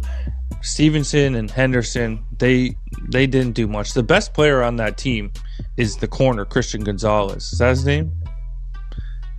Yeah, so, that's the best player on the team. I don't think that they can beat any of those teams with a great quarterback. And this was the down year. This was the Bills' year. But unfortunately, the Patriots got there. Yeah, I mean, what a run. Good for the Patriots, but there's no second dynasty. There's no, we're back.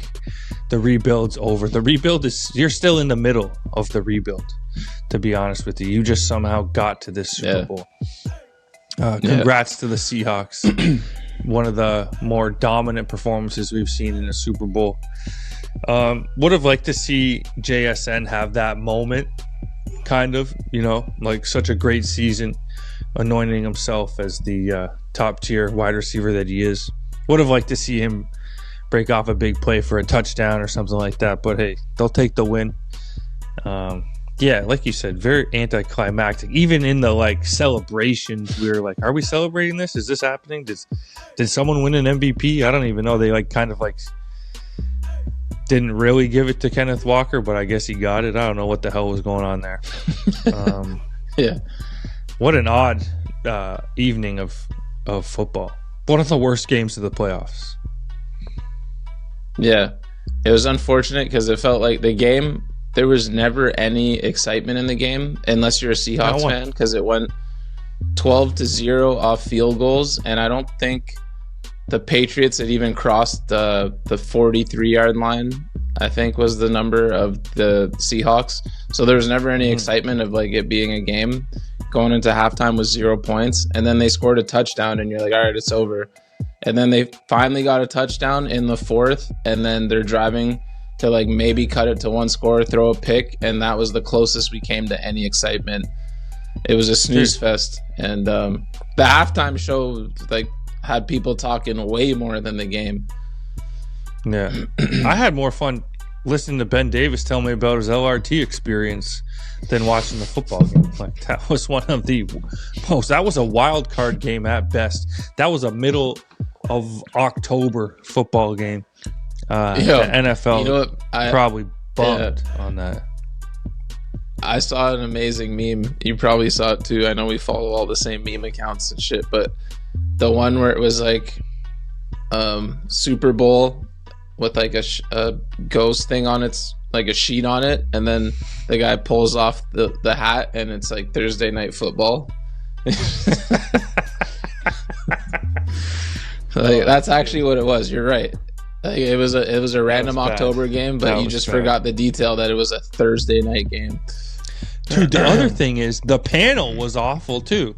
I forget who was on there, but they were, I think it was Jason McCourty, Jason Garrett, one of the McCourty twins. I don't know, but dude, they just not engaging, bad experience, and usually the NFL nails that stuff. So yeah, looking forward to next season already. Like, let's just leave that game and experience in the rearview mirror. Yeah. Yeah, dude. I just don't. I feel bad for the Patriots, and you know, they were hyped to get back there, and that was what they got. And feel bad for the fans that whatever. I spent the whole day watching the Olympics. I'm super excited the Olympics are back. Some people aren't like as into the Olympics, but like, I don't know, for some reason, ever since CBC in Canada dropped this app where we can just watch every event on our phone for free, it's changed the way I look at the Olympics. User friendly, real shit. Minimal ads. I love it. You know, I'm taking break at work. I'm popping on whatever, speed skating. You know, Jake Paul's soon-to-be wife broke the Olympic record and won a gold medal in women's speed skating. Lindsey Vonn takes that horrific crash.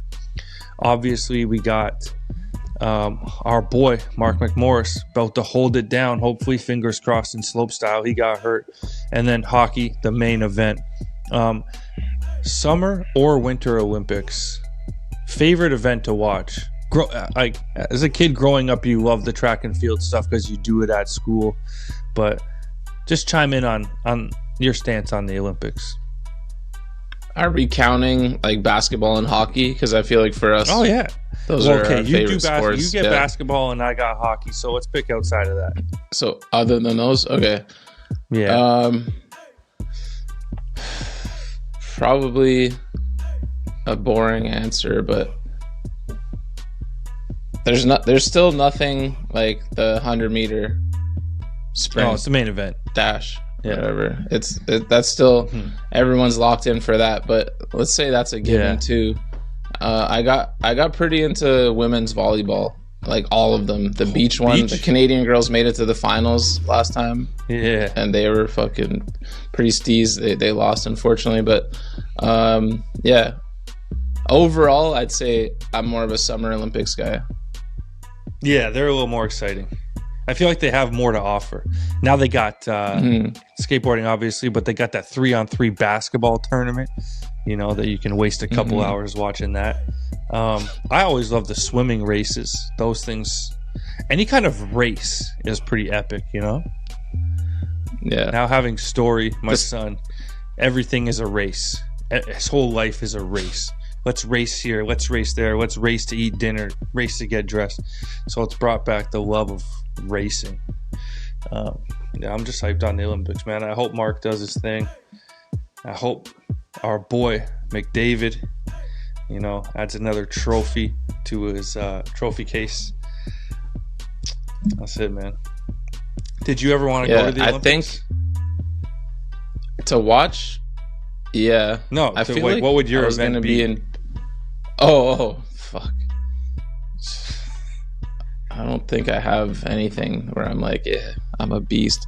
But what I was gonna say is, I think the ones that are so fun are the ones where it's just like the most basic stuff, where it's like every human tries this. Like that's why the racing stuff, or the high jump, like just the things that are just like seeing the best on the planet. Those ones blow my mind the most, because there's stuff where it's like, all right, triathlon shit, like it gets, there's some loose stuff that are Olympic sports, but the stuff that's just like front crawl, like even butterfly and stuff like that, I'm like, yo, just give me front crawl. I want to see the fastest swimmer in the world, the fastest just runner. I want to see the highest jumper, the longest jumper. I love that shit. That is a really cool way to look at it. Like just a very basic skill. Who is the best at it? Mm-hmm. Like even like the like thing where they throw the javelin or whatever it is. Like who can throw the stick? That shit's sick. It's like such an epic thing. Yeah. Oh, but the most basic ones are the hardest ones. Yeah.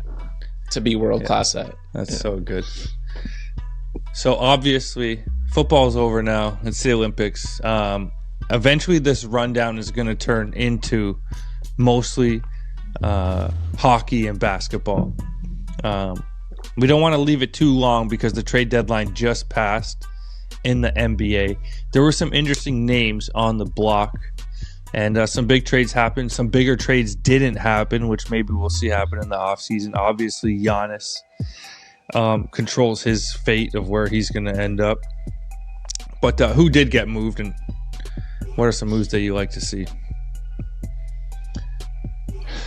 It was funny because, me and you, when stuff like this happens, we tend to look at it from a fantasy lens.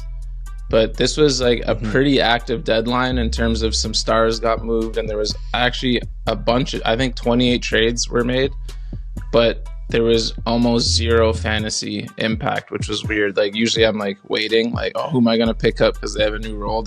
It didn't really change the landscape too much, but interesting trades. Probably the most shocking was James Harden for Darius Garland. They go older, but Harden's better right now. Garland's always hurt, so I get it, but it shortens your window. But it makes Donovan Mitchell more likely to re-sign, I'd say. But the funny thing about that trade is Donovan Mitchell's never been to the conference finals in his career. He's been to the second round a million times. So they have no championship experience, and their solution is James Harden, who's potentially the biggest playoff choke artist in the history of modern NBA. So we'll see how that works for them.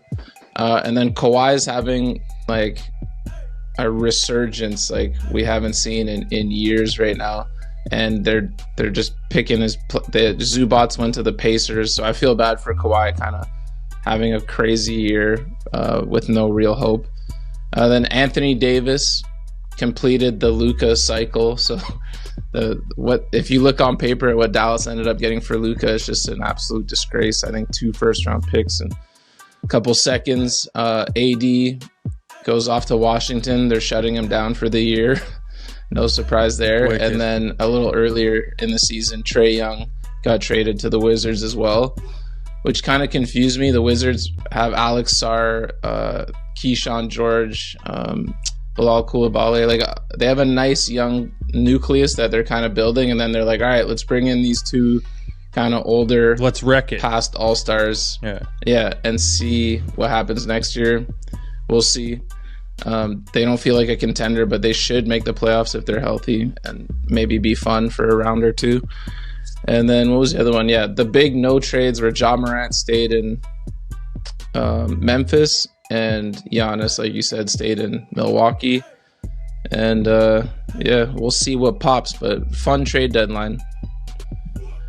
So I know that teams Oh. wanted Giannis, obviously, but Milwaukee, like, this is a franchise-altering move they're going to make here. It's time to move him. He's asking for a move. They don't want to end up looking like Dallas when they traded Luka. They want that big haul. They want the Mikal Bridges type haul. But Ja Morant, what's the deal there? Did no one want him? No one made a serious offer, is what I read, which is crazy how much his value's plummeted. And it's crazy, like, if we just go back in time 3 or 4 years, let's say 4 years, probably before the gun stuff, he was the face of the franchise, and you would guess had the most value out of that. Remember, it was that really fun team. Dude, that team was wicked. Triple J. Yeah. Yeah, Ja, Triple J, Dylan Brooks, Desmond Bain. I'm forgetting one other dude in the starting five, but fun young team. And then all of a sudden last summer they trade Bain to the Magic and they got a bunch of first round picks, and you're like, oh, okay, like they're not fully rebuilding. But then this year they just shipped, I forgot to mention that they sent Triple J to the Utah Jazz. Yeah, very odd move, and got by the picks Jazz for him and shit. But it's just crazy that Ja's value is the most on the team, and now they couldn't even move him because no one made a serious offer. But they're rebuilding, and they got a fuck ton of picks. I think they're tied for the most first round picks in the next 7 years or something like that. So we'll see what happens with them. I forgot another trade actually too, a smaller one, but Vucevic from the Bulls to the Celtics, who are the third seed right now. Yeah, and all they did was swap like expiring contracts, Anthony Simons to the Bulls. So that's interesting too. What about the Raptors? As far as contenders, no one really made big moves. Toronto. Yeah, the Raps, they made a trade too. Who was it? It was. But did we miss on an opportunity to make a little splash there? Yeah, the word was we were looking at a couple players, not Ja. Fuck. I'm blanking on who we were looking at trading for, but we didn't pull the trigger. Nothing big happened. Just looking at the roster now, I forget. I mean, we got Ingram in the offseason. I think RJ Barrett's been on the trade block for a minute. I know we made a trade, I just can't remember. It was like a lower grade swap. But we're still fucking... Man, this is actually, we're the 5th seed right now. This is the most excited I've been to watch the Raptors in the playoffs, assuming they hold on and make it, since 2020. Like, our title defense year was, I feel like the whole city was still locked in, and unfortunately that became the bubble year, and we lost to the Celtics in Game 7 in round 2. We deserved a better fate in that season. Yeah. But, yeah. All right. But ever since then, it's just been going nowhere fast. Like I said, we'll get more into basketball and hockey as the season progresses. Massive event took place this last Saturday in Los Angeles, California. Paul's Park, Primitive Park, PSL Park, call it whatever the hell you want, man. Week 1 of PSL went down. First thoughts on how the event went, and then I'm going to get into some awards we'll hand out for week 1. Okay, first thoughts. Congrats to everyone involved trying to launch a skateboard league. Completely new format is extremely difficult, so just congrats to everyone who was a part of that. It looks super pro from at home. And for week 1, of course, there's always things you can clean up and stuff. And I think it's smart that they're taking this week off and they can key in on some things to improve. But overall, I sat on my couch and was entertained for 3+ hours. So that was great. Yeah. Is that how long it was? Dude, I loved it. Yeah, if you look at the stream, it was like 3.5 hours. Well, damn, I was locked in for 3.5 hours too then. I absolutely love this stuff. And I think that, obviously there's some things, some kinks to work out, some ways to speed it up. But we're going to see as the weeks progress, these teams get a little more competitive because it's still friendly week 1, Teams don't need a win yet. But we get into week 3 and 4, and P-Rod's maybe 0-2, 0-3. He ain't going to be subbing out. He's going to play all 4 innings. And that's where I think the slow playing and the too many changes, I think, is a disadvantage. You need to keep these guys warmed up, locked into the game. I say you go with 4 players. You get 6, but 2 of them don't dress. DNP, 2 players, man.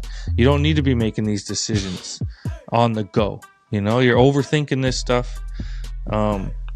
So 3 awards. We'll do MVP. We'll power rank what team you think is the best. And then we'll do underachiever for the week. Okay. All right. First off, I'll go MVP. I think Jinwoo. Okay, can we just get I think he was greatly underestimated. Jinwoo or Ginwoo? Sorry, I think it's Ginwoo because that's how Malto says it, and I'm assuming he says it right because he's had him on Street League and stuff before.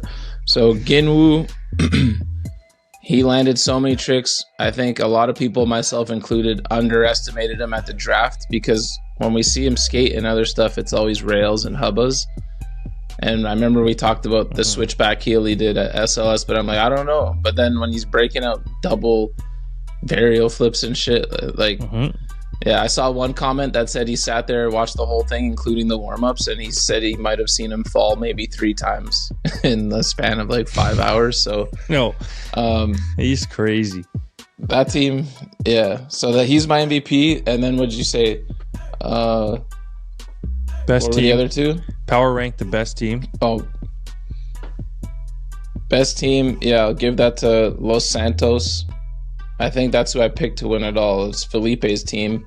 They're insane. And the crazy part is Miles, maybe he was on a trip or something. They didn't even have Miles Silvas available, and they laid the smackdown. So picture that: Felipe, Miles, and Ginwoo to start, and then you got DeCenzo, and I forget who else did they have off. Like, they've got depth for days. And then the underachiever. Dude, I feel like that is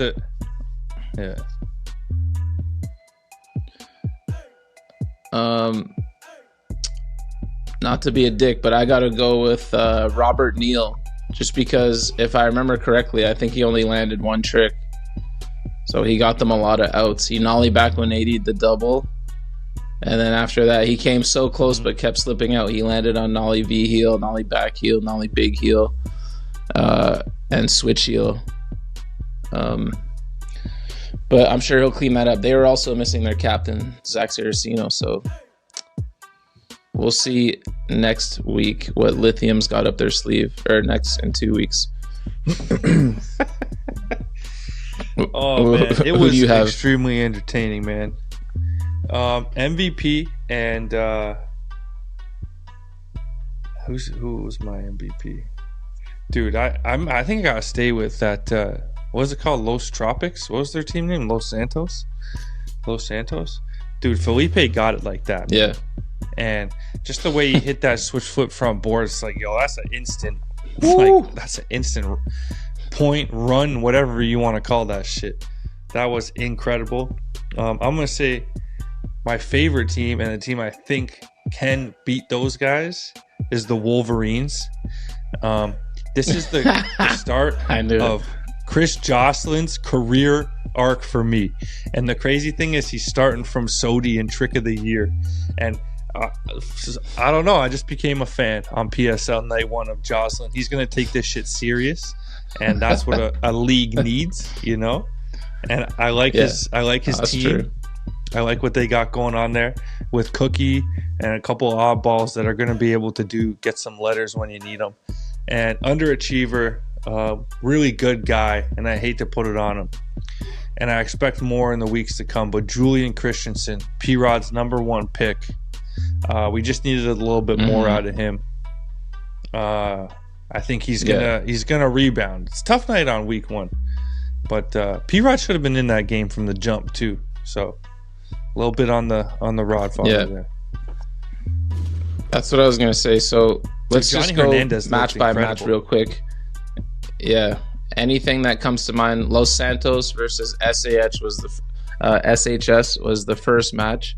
A little shaky out the gate. It was funny. The first trick got reviewed defensively, so you're like, okay, well, what's going on? This is going to be a long night.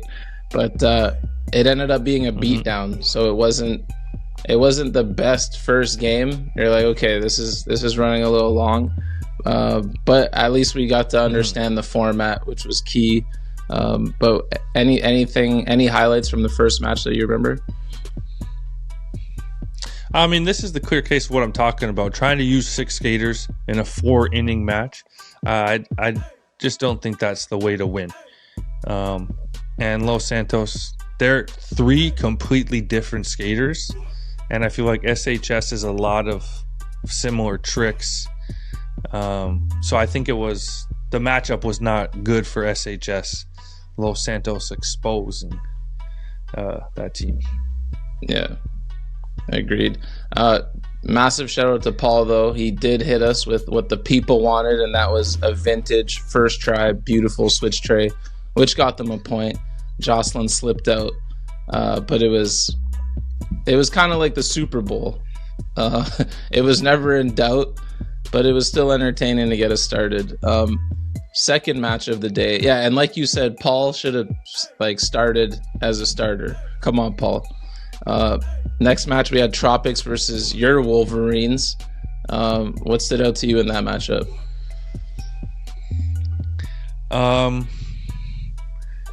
This was a close one. This is the type of match we're looking for. And honestly, I like Los Santos a lot, but I think these are the 2 best teams in the league. It was a great match. Foy's capable of everything. I didn't know much about Christian Dufresne, but clearly that man on defense he's going to be an issue.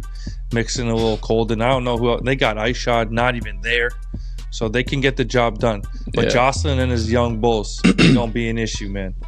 They going to be an issue, dude. Christian Jordan, Roman Hager, mixing Jocelyn and Cookie and whoever the hell else was there. I think the McClung brothers are on that team. Jeez, they deep, man. That's the deepest team in the league. Yeah, that was a perfect match. We had our first overtime, so the suspense was there from start to finish. Of course, your boy Jocelyn ended it with his fakie tray, and I love that meme. I fucking fakie trade PSL. He was losing it, getting the OT win for his crew, but yeah, you'll remember this. I think the highlight of that matchup for me was homie Roman did the back 180 switch 50, and you're like, ain't no way. That's a guaranteed letter. But then you're like, oh wait, they have probably the best rail skater on the planet right now, arguably him or Nyjah. And of course, fucking Jamie Foy figures it out, backside 180, locks the fucking toe side, and just rides away from that shit. That was a perfect match. The pace was perfect. You know what I'm saying? I feel like if you could have all the matchups look more like that at that quicker pace, it's going to be very entertaining. And then major shout out to our boy Trevor Colden. He looked amazing out there. It's comeback season for our boy. This is also someone whose career arc is fucking shooting upwards again, bruv. And the finals, D Jones. I feel like the second match was the match of the day, but the finals had the name power for sure. Lithium versus Soldiers. Anything stand out to you in that one? Yeah, there's no depth on Lithium. That's all there was to that. You know, Braden Hoban, he did his thing to keep him alive. Deshaun, you know, he had an off day, clearly. He could be better, and he will be better. Robert Neal has maybe a bit nervous. Maybe the spotlight got the best of him. But Nyjah and the boys, man, Mickey Papa's going to be an issue. He's going to be a hard out. And Art, dude, deep team. You got Sinners up there just enjoying the ride, dude. He's got his green beret on, his Soldiers jersey. This team, the Soldiers are going to be an issue as well. Nyjah didn't even have to suit up, man. That's a problem. Mickey Papa, he's going to be an issue. Mark my words. Big time. So yeah, the things that stood out to me was the fakie tray Deshaun Jordan on draft day. I said he's probably got the best fakie tray in skateboarding. He does that, bolts. You think that's a letter? No. They come back, clap you with the perfect fakie tray on defense. And then, like you said, Deshaun Jordan was just a little bit off. He gave them 2 outs on pop shoves on their first go at it. So I don't think it was nerves with him, but for whatever reason, I heard, because they're mic'd up, I heard him say he had a new board. Maybe he was a little wobbly week 1, but he'll bounce back. But then one thing that I think Malto called out on the broadcast was you got to be smarter with your rail tricks. I love the 3 rail tricks, but Braden Holben, bro, you got to know who you're up against. A kick front board fakie, yeah, you went to fakie, but you ain't getting a letter on man like Mickey Papa. Like that, you wasted that. You got to at least hit him with a kick front nose grind or one of your other signature moves and level up the difficulty on that. And couldn't agree more. Sinner was chilling. They had a nice lead. Nothing would have made me happier than them subbing Sinner in the 4th and hitting the people with a massive switch pop shove or something. But yeah, all in all, but dude, I can't wait for week 2. The next one. Yeah, same.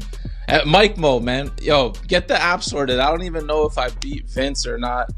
I gotta know what pop, man. I made some panic substitutions. Everyone go download the app. It's hopefully will be up and running by the time you're hearing this.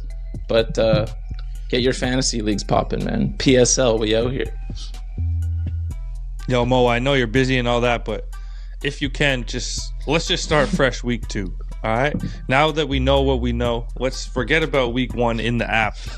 Scrap all that data. Let's start fresh, bro. Oh, shit. All right, y'all. Y'all know where to find us next week. Thank y'all for tuning in. Shout out PSL, man. We're loving this shit.